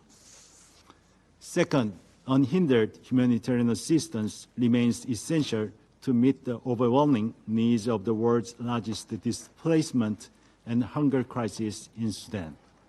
We welcome the decision by the Sudanese authorities to permit all UN agencies to establish supply hubs and to address constraints to the aid delivery. However, we are deeply concerned by the continued deliberate obstruction of humanitarian operations and the imposition of unnecessary administrative restrictions. We call on all parties to immediately cease all forms of attacks on humanitarian workers, including local responders, and to lift bureaucratic impediments. In addition, funding for Sudan's immense humanitarian needs must continue. The escalating crisis in Sudan is increasing fund needs in the region as the influx of displaced Sudanese continues. For our part, the Republic of Korea has provided $12 million in humanitarian assistance to Sudan and South Sudan as pledged at the International Humanitarian Conference in Paris. Third, Security Council should support enhanced monitoring, reporting mechanisms, and accountability measures to address violations of international humanitarian law and international human rights law. Credible reports, including from the panel of experts, have documented grave violations, including ethnically targeted attacks and widespread sexual, gender-based violence throughout Sudan. In this regard, we welcome the activities of the International Criminal Court and the independent international fact-finding mission, particularly in the absence of a UN presence in Sudan, and urge full cooperation with their critical work. In conclusion, Mr. President, we sincerely hope for an immediate end to this devastating conflict that has lasted for more than 20 months. We believe that only the establishment of an inclusive, civilian-led democratic government will meet the aspirations of Sudanese people. We stand ready to contribute constructively to the Council's efforts and the broader international community's initiatives to achieve this goal. I thank you, Mr. President. I thank the representative of the Republic of Korea for their statement. I now give the floor to the representative of Malta. Thank you, President. I begin by thanking you for convening this high-level briefing on Sudan. I also thank Ms. Wosorno and the briefers for their valuable insights. For 20 months, hostilities between the SAF and the RSF have unleashed devastating consequences, with civilians bearing the brunt. Instead of the warring parties moving towards de-escalation, we are witnessing an escalation of fighting. We are alarmed by the recent attacks on markets and civilian infrastructure in North Darfur and Khartoum, which claimed the lives of dozens of civilians. We condemn the recent attacks by the RSF on Al-Fashar, including on the Zamzam IDP camp and the last remaining hospital in the city. Civilians and civilian infrastructure should never be a target. We reiterate the call made through Resolution 2736 for the RSF to halt the siege of Al-Fashar and for all parties to the conflict to comply with their obligations under international law. We cannot stress enough the imperative for the parties to commit to a nationwide cessation of hostilities and to ensure the sustained passage of humanitarian aid through cross-line and cross-border routes without any impediments. We also remind all parties to the conflict and states to comply with their obligations under the 1591 sanctions regime and its related arms embargo, and to refrain from external interference. President, last month, this Council had an opportunity to address civilian protection needs with due urgency through a resolution tabled by the United Kingdom and Sierra Leone. Regrettably, the draft was vetoed, blocking a process that would have sought to develop a compliance mechanism to facilitate the implementation of the Jeddah commitments. We look forward to a future response by this Council in operationalising the Secretary-General's recommendation on POC. We also encourage Personal Envoy Lamamra to maintain engagement with the warring parties and all other relevant actors in coordination with the African Union and other key stakeholders. The meeting organised in Mauritania this week is a welcome step in coordinating efforts towards conflict resolution. The full, equal, meaningful and safe participation of women in all levels and stages of decision-making is indispensable. We pay tribute to the Sudanese women who have been advancing the cause of peace, especially at the grassroots level. We also welcome the contributions of youth-led organisations who have displayed courage in advocating for their future aspirations. The European Union remains a trusted partner in supporting civilian engagement. We call for all diplomatic efforts to maintain momentum to create conditions for an inclusive peace process. President, a catastrophic humanitarian situation keeps unfolding as Sudan faces the largest displacement crisis in the world. Famine is now present in multiple areas across the country. We condemn in the strongest terms the epidemic of sexual violence that is affecting mainly women and girls. These acts of violence must stop, and perpetrators must be held accountable. Survivors must also be supported as they seek protection, services, and access to justice. The children of Sudan remain at risk of becoming a lost generation. Millions of children have been unable to gain access to schools owing to violence and insecurity, as well as acute food insecurity. The staggering increase in violations and abuses against children is of grave concern and requires our continued attention. Finally, Chair, as Chair of the Working Group on Children and Armed Conflict, Malta was pleased to lead agreement on conclusions on Sudan. They will help ensure that the situation of children in the country remains on the international community's radar. Thank you. I thank the representative of Malta for their statement. I now give the floor to the representative of Japan. Thank you, Mr. President. I also thank Director Wilson, Ms. Ruiz, and Mr. Baharudin for their sobering briefings. Since the draft resolution on protection of civilians in Sudan was vetoed by Russia in November, Japan has stressed the Security Council must fulfill its duty by taking concrete steps forward. I therefore express my gratitude to the Presidency for convening today's high-level briefing, which will serve as an opportunity for us to consider what steps can be taken. Mr. President, human security and dignity are at stake in Sudan.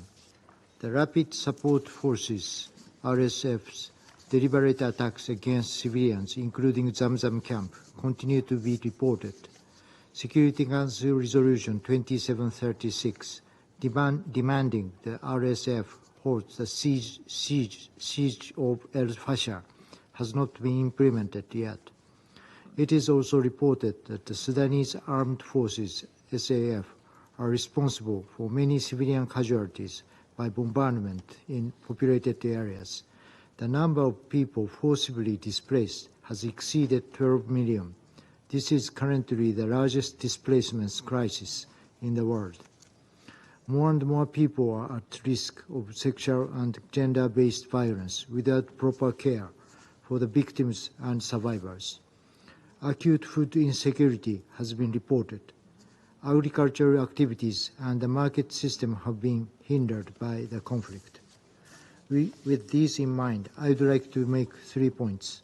First, the only way to end this human rights and humanitarian crisis is immediate cessation of fighting.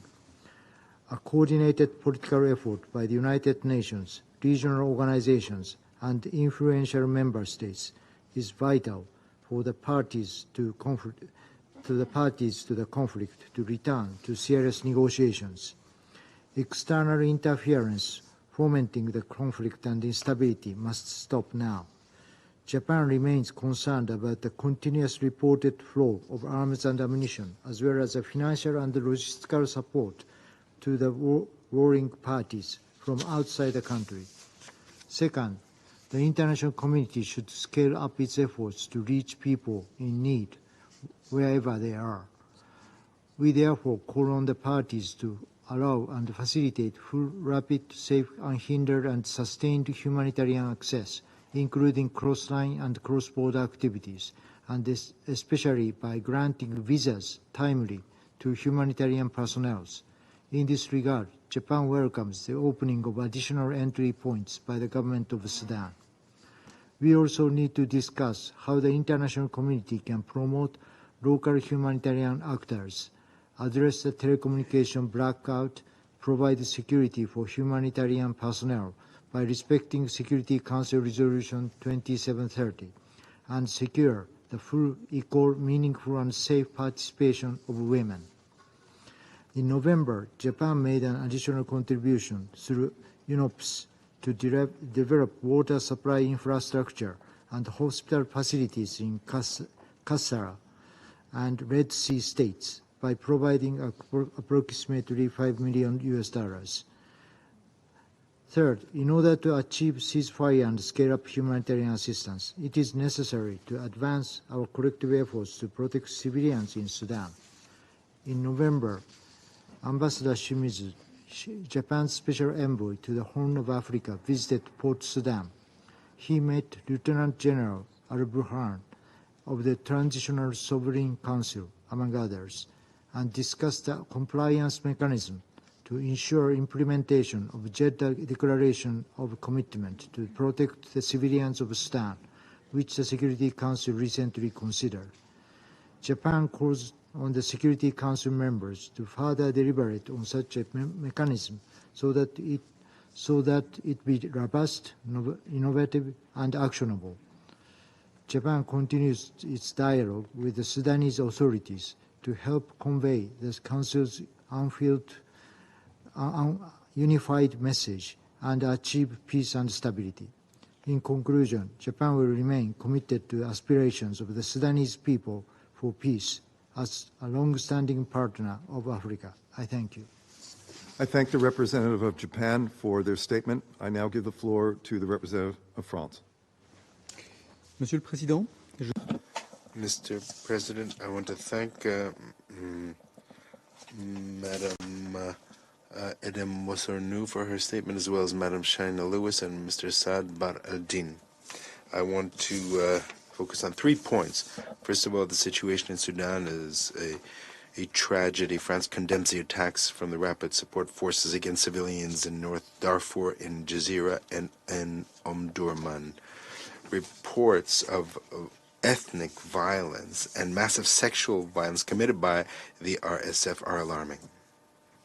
France condemns the strikes by the Sudanese armed forces against civilian targets, particularly on the 9th of December, that caused over 100 deaths against a market in Kabaya and Darfur. It's urgent for the parties to resume dialogue and conclude a ceasefire as soon as possible. The embargo on our weapons in Darfur was renewed unanimously in September, and we call on foreign actors to refrain from any military, logistical, or financial support to the parties. Secondly, the parties to the conflict must uphold their obligations pursuant to international law, in particular international humanitarian law. France calls on all parties to the conflict to allow for full, secure, rapid, and unimpeded delivery of humanitarian aid throughout Sudan, across borders and across front lines. France recalls on this point the Declaration of Principles adopted at the Paris Conference on the 15th of April of this year. Humanitarian workers must be protected in conformity with Resolution 2730. France hails the decision of the Sudanese authorities to approve the continuation of humanitarian operations from Chad towards Sudan across the Adre crossing. The Minister of Foreign Affairs of France went there on the 20th of November and announced an additional aid of 7 million euros to support people. Thirdly, it's urgent to do more to protect civilians. We call on the Rapid Support Forces and the Sudanese Armed Forces to uphold their commitments contained in the Jeddah Declaration. To do this, France supports the establishment of a monitoring and verification mechanism in liaison with international and regional actors to ensure the implementation of the Jeddah Declaration. France deplores the veto by the Russian Federation to the draft resolution proposed by the United Kingdom and Sierra Leone on the 18th of November of this year.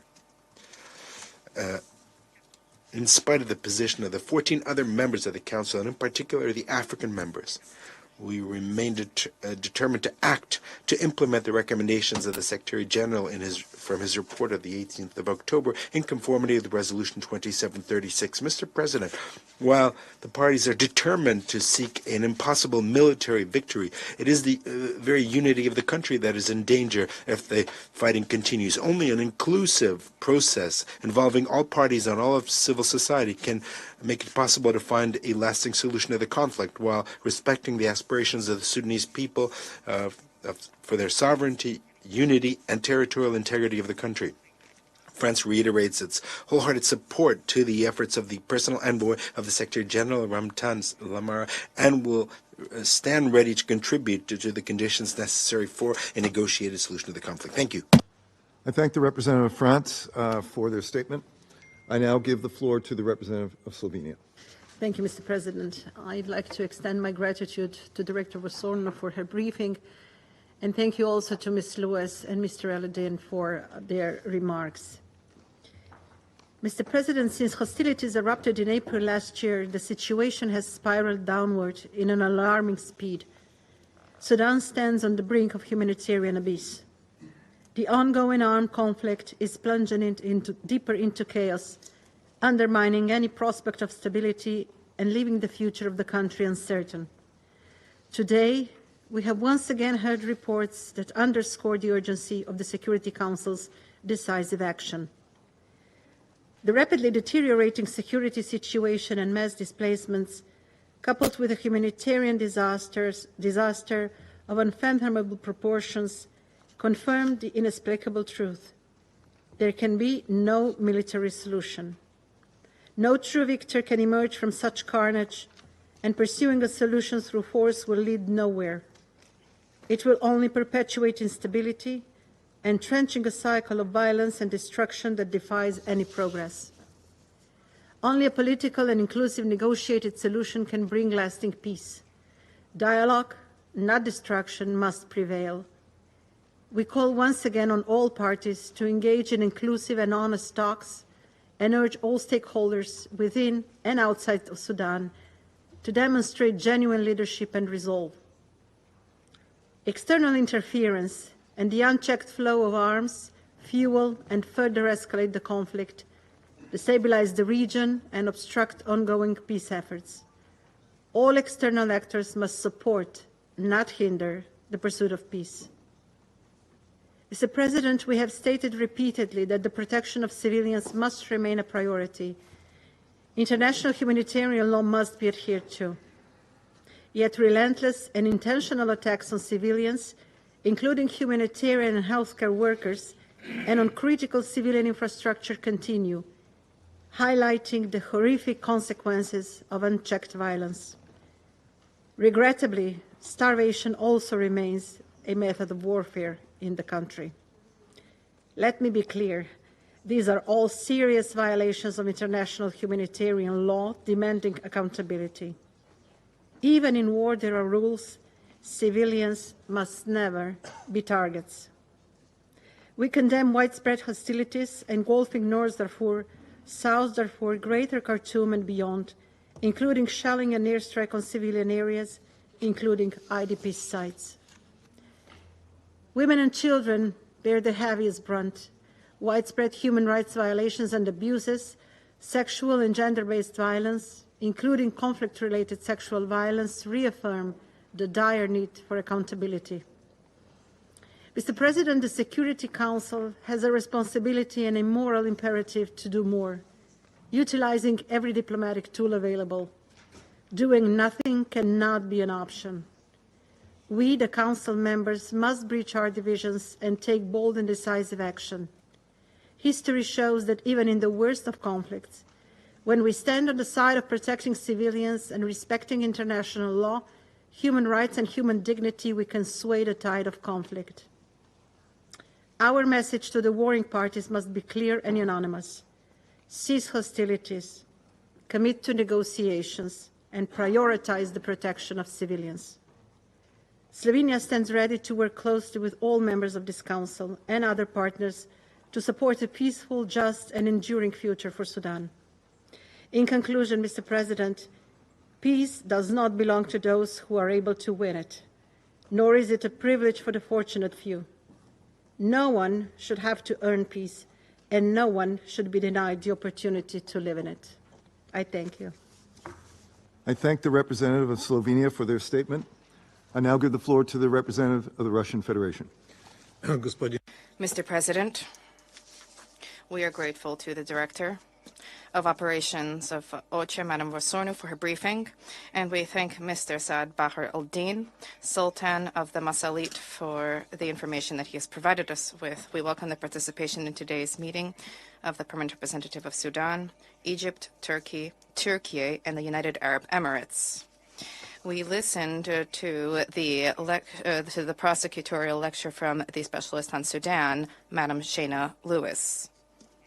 Mr. President, unfortunately, the armed conflict in Sudan has become protracted and prolonged, and at the same time, the situation on the ground has been evolving to a certain extent. However, not a single of the parties has a strategic advantage. We have witnessed sporadic successes of the army in Khartoum and El Gezira. Against this backdrop, the rapid support forces are attempting to focus on the greater Darfur, and this is resulting in a new wave of tensions. The country's economic and social problems are deepening. International efforts to launch an intra-Sudanese peace process are deadlocked. The main objective at the present juncture remains a ceasefire in Sudan. Otherwise, any steps to protect civilians, to deliver full humanitarian access, to save women and children from violence will prove to be ineffective. And only the parties to the conflict themselves are in a position to reach agreement about this. Imposition of parameters for such solutions or compelling them to engage in negotiations through ultimatums is both unacceptable and not professional. In this context, we support the efforts of the personal envoy of the UN Secretary General on Sudan, Mr. Lamambra, in seeking to help the parties find common ground. In order to achieve results, he needs to have the necessary time and the necessary space to work without external pressure. The situation in Sudan is adversely being affected by the external intervention in its domestic affairs, which needs to be put to an end.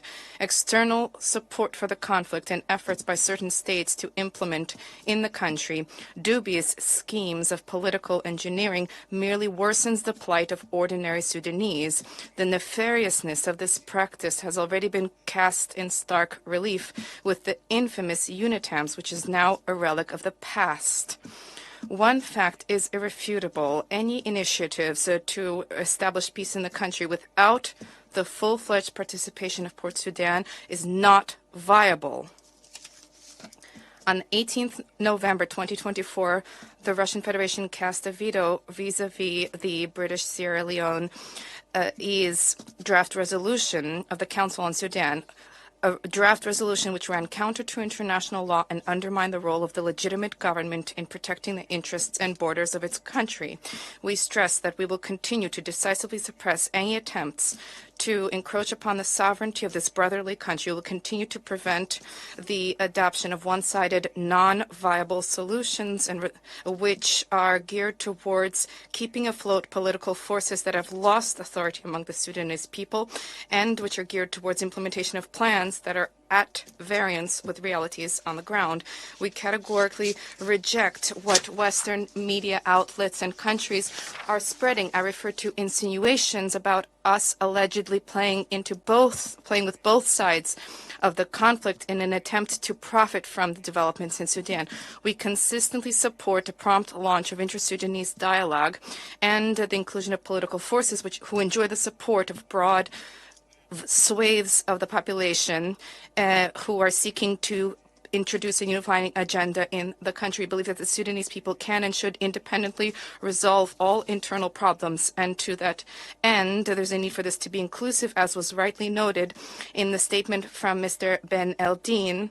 And there's a need to incorporate all influential political forces and the country's main ethno-political groups. We call upon other members of the Council, instead of leveling unsubstantiated criticism against Russia, to support this balanced policy, to cast aside their parochial, short-sighted designs which merely worsen the situation in the country. I cannot remember U.S., British, or French colleagues recently voicing any serious proposals for a resolution, nothing other than criticism or false equivalencies between the government and forces who have decided to break away from the army and to use force to cement their claims to power. We have not heard anything other than that. You are consistently trying to pin labels on the leadership of Sudan, denigrating them as authorities instead of the government. And in this way, you are continuing to be biased in Sudanese affairs, fueling centrifugal trends. And we reject these approaches because for us the sovereignty, unity, and territorial integrity of this brotherly country is not mere noise, and is certainly not a bargaining chip. We view the Supreme Sovereignty Council as the highest legitimate governing body in Sudan, which is capable of ensuring the resilience of state institutions and continuity of governance. Our U.S. colleagues, apparently, having grasped the fact that there is no alternative to this policy, ultimately they did decide in November to finally dispatch a special envoy, Tom Perillo, to Port Sudan to engage in contact with the chairman of the Sovereignty Council. However, as far as we are aware, the U.S. Special Envoy distinguished himself merely with lectures and biased assessments about the humanitarian situation in Sudan. Unfortunately, instead of dialogue with Sudan, they have elected to adopt a practice of the consistent and systematic stepping up of pressure on the humanitarian, human rights, and other issues. And this is precisely what is prolonging the conflict. Let us recall that Sudan has already tested firsthand the whole range of tools at the disposal of the Security Council, including a peacekeeping operation and a special political mission. The Sudanese are keenly aware of what this is, how it works, and how, quote-unquote, effective this could be. And there is a Security Council sanctions regime which has been imposed by the country, and this is compounded by illegitimate unilateral restrictions. The result is nothing. Calm and stability have only been observed in Sudan at those rare times when the country has been left unbothered and the government has been allowed to independently determine how to shape their domestic and political and foreign policy. Russia will continue to block any machinations by our Western colleagues with restrictions against Sudan, and we will continue to move towards normalization of the situation in the country and the lifting of the sanctions regime that has been imposed on Darfur. The Security Council's restrictive regime should not obstruct the efforts undertaken by the country's government to enhance national security and to suppress violence. It is with regret that we note that the humanitarian situation in Sudan remains dire. Nearly 3/4 of medical institutions are not operating. Medicines are in short supply. 2/3 of the population lack access to medical treatment. Dangerous diseases are spreading. An important challenge remains the fact that the humanitarian response plan is not has only been covered by 60%. UN humanitarian structures and their partners would be well advised to focus on enhancing the effectiveness of distribution of assistance to those in need.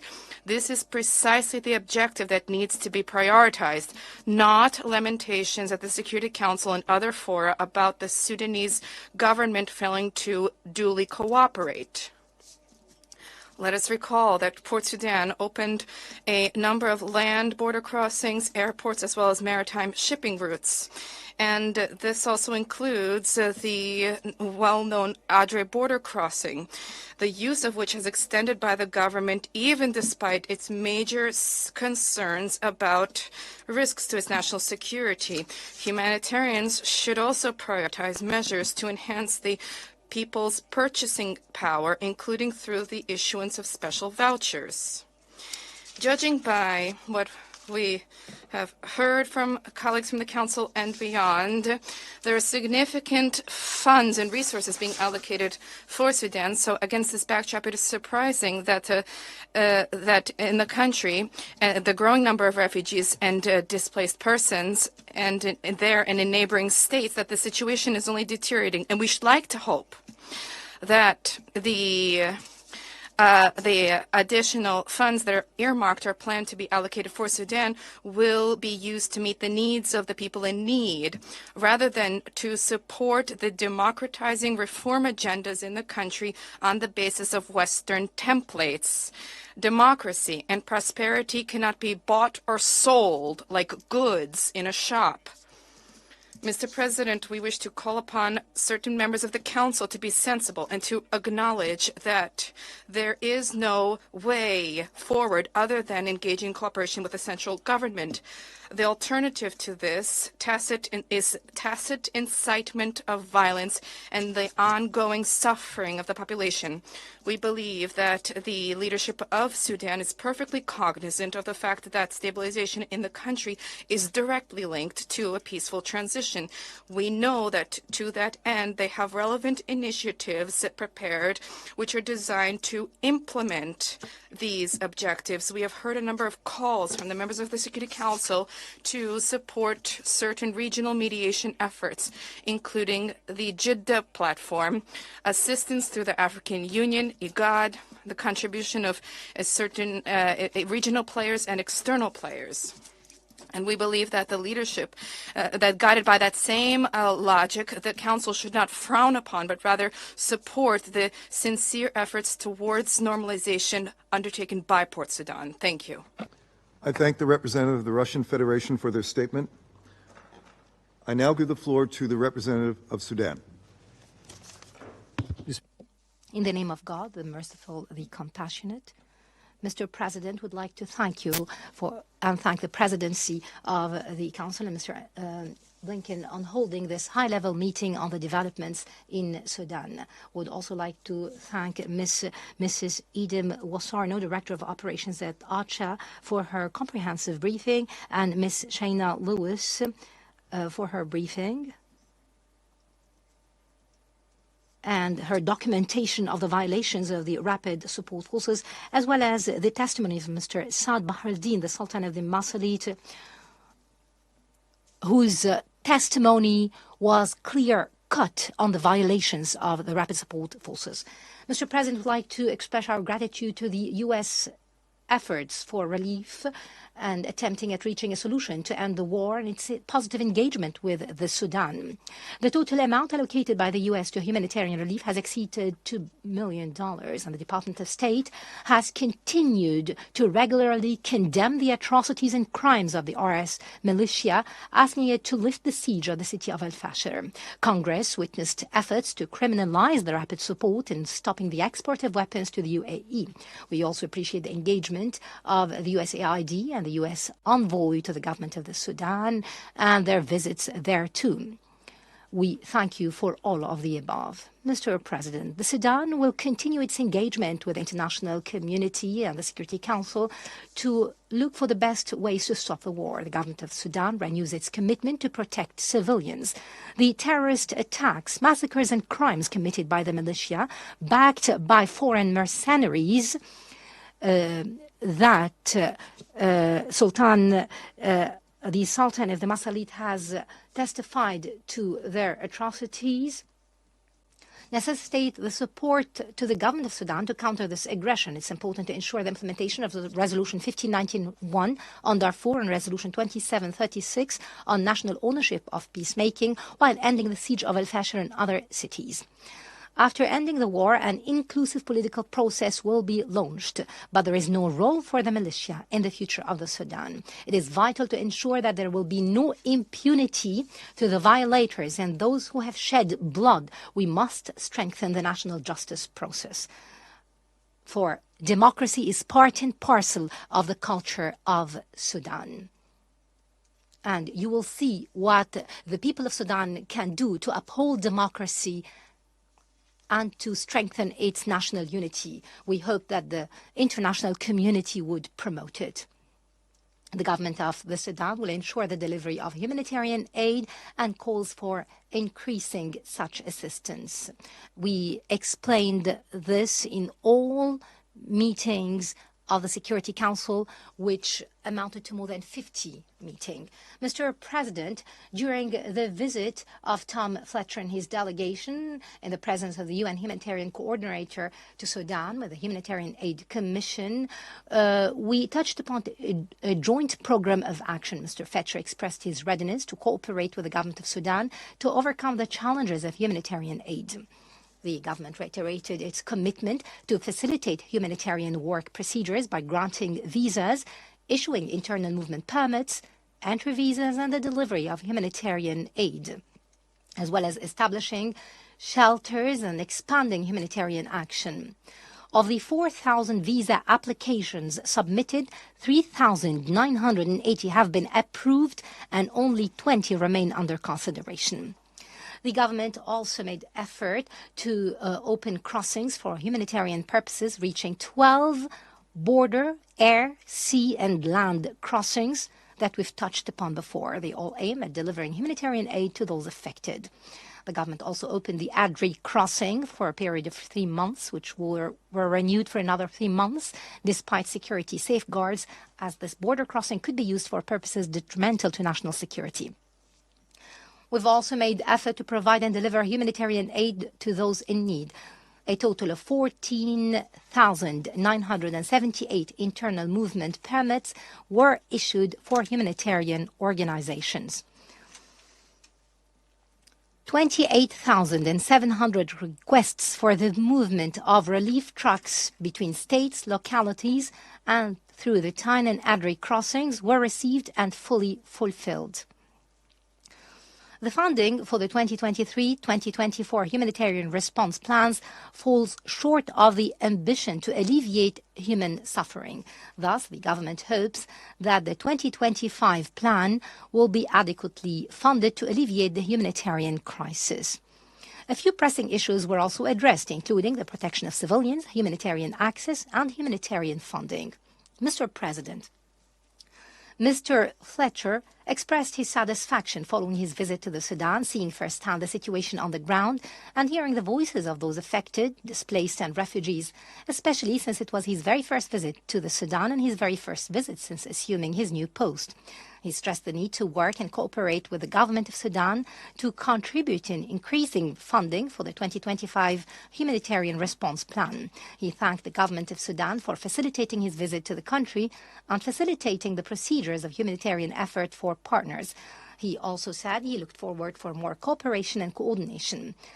There were also additional recent evidence on the provision of military and logistical support to the militia via neighboring countries through land and air. Mr. President, everybody touched upon the external interference that we all know full well. Additional recent evidence proves that there are military and logistical support provided to the militia via neighboring countries through 5 secret helipads in the city of Naila in South Darfur, in addition to other temporary landing strips, thus taking advantage of the states of war that it sponsored, financed, and deliberately exacerbated and prolongated. Experts who prepared the Reuters report recently confirmed that there has been a transfer of tens of tons of aid to Sudanese refugees in eastern Chad. However, that was refuted by evidence of regular flights to Jar's airport. A video was obtained revealing that the certain country had metal boxes and containers inspected by 3 weapons experts. They found them stacked on low platforms, likely due to the weapons or ammunition therein. These steady shipments have affected the trajectory and balance of the war by protracting it and expanding its scope. This has also exacerbated the scale of the crimes and atrocities committed by the Rapid Support Militia, which has excelled in the killing of civilians by missiles and drones. The experts stated that the conflict wouldn't have continued without the support to the militias. The report issued this month revealed that 170 flights took off from the Emirates to Jar's airport. Information and documents reviewed by Reuters proved that 75% of those flights belonged to air operators carrying Emirati arms shipments to a warlord in southern Libya. It has been a leeway for mercenaries to North Darfur. Experts specialized in conflicts confirm that logistical support necessarily leads to winning wars, and the Emirates used this aerial network to facilitate RSF's regular access to weapons. This has changed the balance of power in the Sudanese conflict by prolonging the war and multiplying civilian casualties. According to the report, a Chadian member of the security forces working in Jars assured to them the arrival of planes carrying boxes that look like those used by Chadian units to transport weapons. He noted that his unit was responsible for guarding these boxes until they reach the Sudanese border, where they are handed over to the RSF fighters. There is a scanned document issued by a company affiliated with the Ministry of Defense in Abu Dhabi on 350 containers of military equipment and trucks that cross through the port of an African country and end up in Chad. 72 of them reach the port of that African country, and we have evidence on the above. They are all heading to the Sudanese borders. The account of the Humanitarian Research Laboratory at Yale University published on X platform a report on artillery shelling operations launched by the Rapid Support Militia since last May, targeting the city of El Fasher, as well as the civilians, medical facilities, and infrastructure. Satellite images have shown heavy AH-4 155mm cannons erected by the militia east of Al Fasher. The Sudanese Armed Forces does not have such a weapon. The UAE Army uses such a cannon since 2019. This cannon was used by the militia during the past week to hit a passenger bus in the city of Durman on the 10th of December, killing 65 civilians. Turning to the Colombian mercenaries, 160 of them participated with the Rapid Support Forces in an attempt to change the balance of power. The Wall Street Journal documented that the company that employed them was based in Abu Dhabi and that it was working on behalf of the UAE government, carrying out armed security recruitment. Those mercenaries came to support the militia's qualitative operations, such as snipers, drone supervision, and cybersecurity operations. The so-called Christian Lombana Moncapa traveled from Baguna to Dubai on the 6th of October 2024, according to his passport details. It should be noted that the Minister of Foreign Affairs of Colombia called the Sudanese foreign minister to offer an official apology that the Colombian mercenaries were deceived. We've already mentioned the fact that thousands of them entered through Central Africa into Forbenga and Habiba and through the Adri crossing. Mr. President, we have demands. First, we call for ending the flow of weapons to the militia, these weapons provided by the UAE and its regional partners. This is the only reason for the continuation of the conflict. Therefore, we need to put an end to this blatant interference which violates the UN Charter and violates the sovereignty and national laws of our country and run counter to the to maintaining international peace and security. Second, there's a need to designate the Rapid Support Militia as a terrorist organization because it is assaulting the civilians on ethnic grounds. It is looting their property and food, besieging their cities and villages. Three, the Rapid Support Militia should retreat to special assembly areas under the auspices of the United Nations. They should vacate the houses they occupy to facilitate the return of the citizens to the triangular capital of Khartoum. Four, Sudan is cooperating with the Secretary General through the diplomatic efforts deployed by the Special Envoy and is cooperating with the African Union and the IGAD to reactivate the plan for the protection of civilians as per Resolution 2736, and Sudan will be submitting to the Council a national plan for the protection of civilians. We call upon the Security Council to support this national plan for the protection of civilians. In conclusion, we call for adopting all the measures that will build our capacities to preserve the safety and security of the civilians, and this should be made with full respect to the national ownership. We also call for the establishment of a national plan to monitor violations, and there's a need to adopt technologies to monitor violations of international humanitarian laws. There's a need to support our national courts to enforce the law and prosecute the crimes. We also ask for training the Sudanese police on the protection of civilians, especially in regions that are targeted by the violations of the rapid support. These are regions that are under an open systematic aggression aiming at destabilizing them. This intensifies the crisis and expands its scope to turn it into a civil war according to the plans of the Rapid Support Militia and their sponsors. We also call for supporting the processes of reconciliation and civil peace building under the auspices of local and tribal authorities. Thank you, Mr. President. For their statement, I now give the floor to the representative of Turkey. Thank you, Mr. President. I also thank briefers, Director Bosorno, Ms. Lewis, and Mr. Bahruddin for their valuable briefings. The armed conflict in Sudan, in its second year, has become a humanitarian catastrophe. Recent figures point out to a dire situation where over 11 million people are displaced, hundreds of thousands have lost their lives. Due to the conflict, vital infrastructure, including many health facilities, have been destroyed.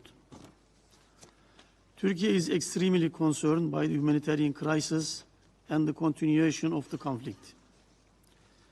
Building on the long and deep-rooted relations with Sudan and its people, Turkey gives utmost importance to Sudan's unity, territorial integrity, sovereignty, and independence from outside interference. We support all sincere efforts by the international community in alleviating the suffering of Sudanese people and scaling up humanitarian aid. In this vein, Turkey continues to provide humanitarian assistance to the Sudanese people. 3 Turkish aid ships have recently arrived at Port Sudan, delivering approximately 8,000 tons of humanitarian aid.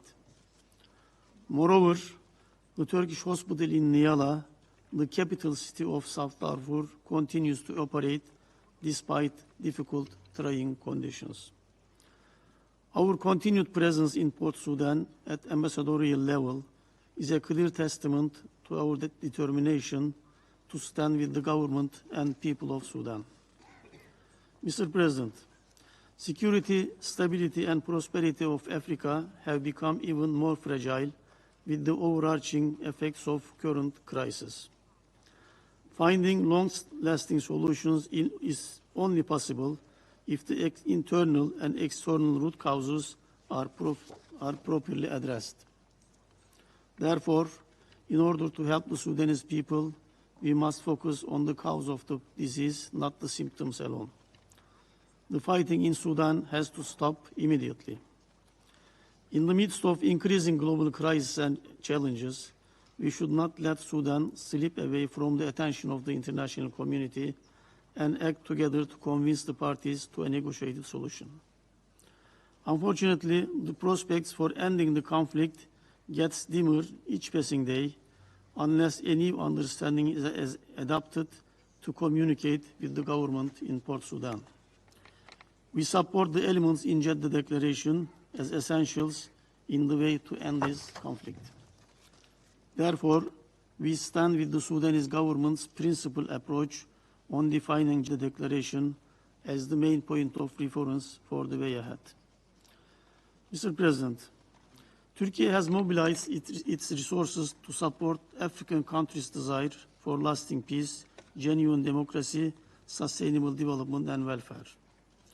As a strategic partner of the African Union, we have built a holistic, inclusive and equal partnership on the basis of mutual respect. Deepening relations in all levels has resulted in a mutual trust, which paved the way for mediation efforts to address the disagreements among African countries. Building on this experience, we are ready to contribute further to stability and security in East Africa by initiating or taking part in all political processes along with our humanitarian activities in Sudan. President Erdogan conveyed Turkey's determination and readiness in this regard to the head of the Sudan's Sovereignty Council, President Burhan, during his recent phone call. I would like to reiterate Turkey's call on both sides to exert utmost restraint to prevent further bloodshed and harm to civilians. We therefore urge the international community to expand efforts not only to address the humanitarian crisis in Sudan, but also the political challenges facing the country. Mr. President, the people of Sudan deserve to be saved from the grasp of violence, and that by putting aside concerns and interests that led to despair. Turkey reaffirms its strong support to the people of Sudan and calls on the international community the need to increase humanitarian aid efforts as well as mediation efforts on the political front. Thank you. I thank the representative of Turkey for their statement. I now give the floor to the representative of Egypt.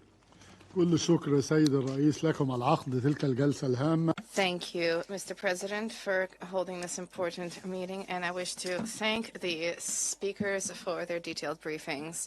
Mr. President, today we have met 20 months after the outbreak of this crisis in Sudan, a crisis that has revealed the degree to which the organization, the United Nations, has been capable of halting external intervention in domestic affairs of the country and incapable of halting the war, and the degree to which the organization is unable to promote a sovereignty of states and the concept of nation states and to protect their national institutions. Mr. President, we are committed to the Sudanese people, the brotherly Sudanese people, to the establishment of peace and stability in this fraternal country. We have ties of blood, neighborly relations, and we have common history and common values. We need to establish conducive conditions in Sudan to achieve stability as well as security. This hinges on a political process led by the Sudanese parties. To that end, my country last July hosted a conference for all political civilian Sudanese forces. This was an opportunity for them to set out their views, to describe their future, and to set out their aspirations. My country participated in various initiatives to achieve a ceasefire, and we supported all sincere efforts to end the bloodletting of the Sudanese people and to halt the flow of refugees and asylum seekers to neighboring states. Countries that have been significantly afflicted by this crisis. The ALPS Alliance is one of the initiatives which my country supports to achieve the goals above mentioned. We have spared no effort to support our brothers and sisters in Sudan to help them extricate themselves from this impasse. To that end, our foreign minister, Minister for Foreign Affairs and Immigration, visited Port Sudan last month. He was hosted by the President of Abdel Fattah al-Burhan, the president of the Sovereign Transition Council, and he met with the various Sudanese political stakeholders. During this visit, he considered concerted efforts to restore confidence between the Sudanese government and the United Nations, and he also considered the question of humanitarian repercussions of this crisis, which has lasted for far too long. Egypt hosts more than 1.2 million Sudanese who have fled the conflict. We are providing assistance, support, treatment, and to our Sudanese brothers and sisters, refugees, asylum seekers. The ties between our country and Sudan is a historical link. I wish to take this opportunity to set out the following points. First, security and stability in Sudan hinges on the well-known parameters. We must not lose sight of these parameters. First and foremost, the comprehensive ceasefire. That is the only way to guarantee protection of civilians. Second, sovereignty and unity of Sudan is of paramount importance. To that end, all necessary measures need to be undertaken to halt the flow of weapons and to support the role of state institutions without creating false equivalencies between those state institutions and non-state bodies such as armed militias. Third, initiatives at the regional and international levels need to be coordinated to avoid a scattering of efforts. To that end, we support the efforts of the UN Secretary General and his personal envoy, Mr. Lamamra, and the good offices undertaken vis-à-vis all stakeholders in Sudan to achieve an immediate ceasefire there. Egypt is committed to these 7 goals at all levels. Fourth, there's a need to redouble efforts to prevent this crisis in Sudan, a regional crisis whose consequences limited to African countries. We need to prevent this crisis metastasizing into a global crisis that threatens international peace and security, the threatening navigation in the Red Sea, for example, and growing flows of illicit migration into Europe. We need to prevent Sudan from transforming into a hub of activity for terrorist groups and armed militias. Fifth, international donors have an obligation to renew commitment to improve the humanitarian situation in Sudan and to bridge the financial gap. Neighboring states are the most severely affected states. They need support to continue to deliver assistance to their refugees and the Sudanese brethren. And we applaud the United States, who have allocated $230 million additional dollars to support humanitarian efforts in Sudan. Six, there is a need to rebuild trust between the Sudanese government and the United Nations. This is a prerequisite to ensure the success of our efforts. I also wish to take this opportunity to applaud the efforts of the Sudanese government having opened the Adre border crossing to facilitate delivery of humanitarian assistance as well as other crossing points, and the establishment of the Humanitarian Center in Damazin and Lee and in Dankala, as well as the delivery of humanitarian assistance. 7, we call upon the United Nations and the international community to use these crossing points, which were opened by the Sudanese government, to deliver humanitarian assistance, and we call upon them to smooth out the difficulties being encountered. Everything possible needs to be done to prevent these crossing points from being used to deliver weapons to benefit militias and armed groups. Mr. President, time is of the essence. We need to end the suffering endured by the Sudanese people. This requires meaningful action to help them surmount this crisis using all possible means. Therefore, efforts need to be redoubled by the international community to restore peace and stability in Sudan. Egypt cautions against attempts by certain parties to impose certain scenarios on Sudan. We will continue to support national consensus, which is buttressed by international and regional efforts. Thank you very much for your attention. I thank the representative of Egypt for their statement. I now give the floor to the representative of the United Arab Emirates.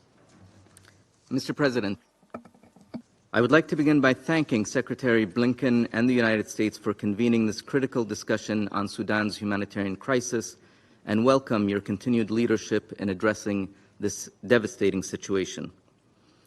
After more than 18 months of conflict, we are witnessing a man-made disaster that grows more severe by the day. There are 4 key areas that require urgent attention.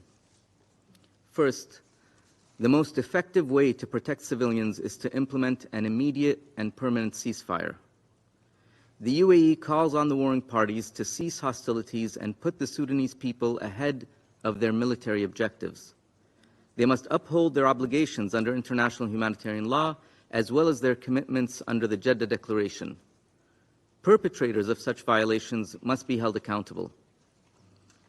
Second, humanitarian access needs to be systematic rather than piecemeal, and the weaponization of hunger must end. Recent developments have shown that when there is political will, humanitarian access is possible.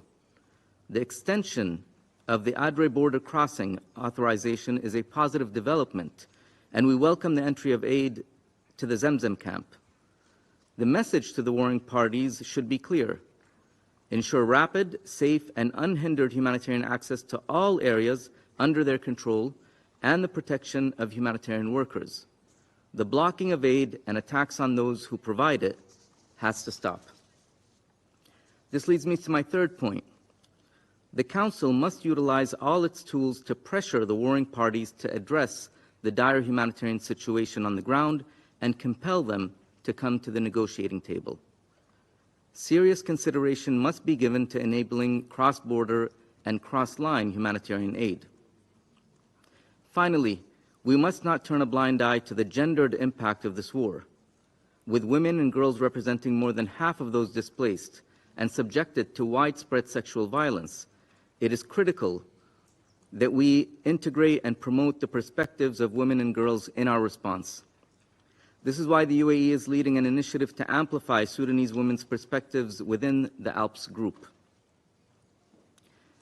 Mr. President, contrary to unfounded claims made in the chamber today, the UAE reaffirms that it is not providing support to any of the warring parties. It is deeply regrettable that the Sudanese representative would once again exploit an important council meeting to try to evade responsibility for the humanitarian catastrophe on the ground by making unfounded allegations against the UAE. The UAE categorically rejects the baseless allegations we have heard here today. We will continue to uphold our obligations under all Security Council resolutions and engage constructively with all relevant stakeholders, including the panel of experts on Sudan. Mr. President, all the claims we have heard from the Sudanese representative are designed to distract from the SAF's unwillingness to participate in peace talks that lead to civilian-led governance in Sudan. They can point the finger in any direction they like, but it does not change the fundamental truth that their goal is to take power in Sudan through the barrel of a gun, regardless of the cost to the people of Sudan. Mr. President, the UAE has historical bonds with the Sudanese people, and we will continue to stand by them.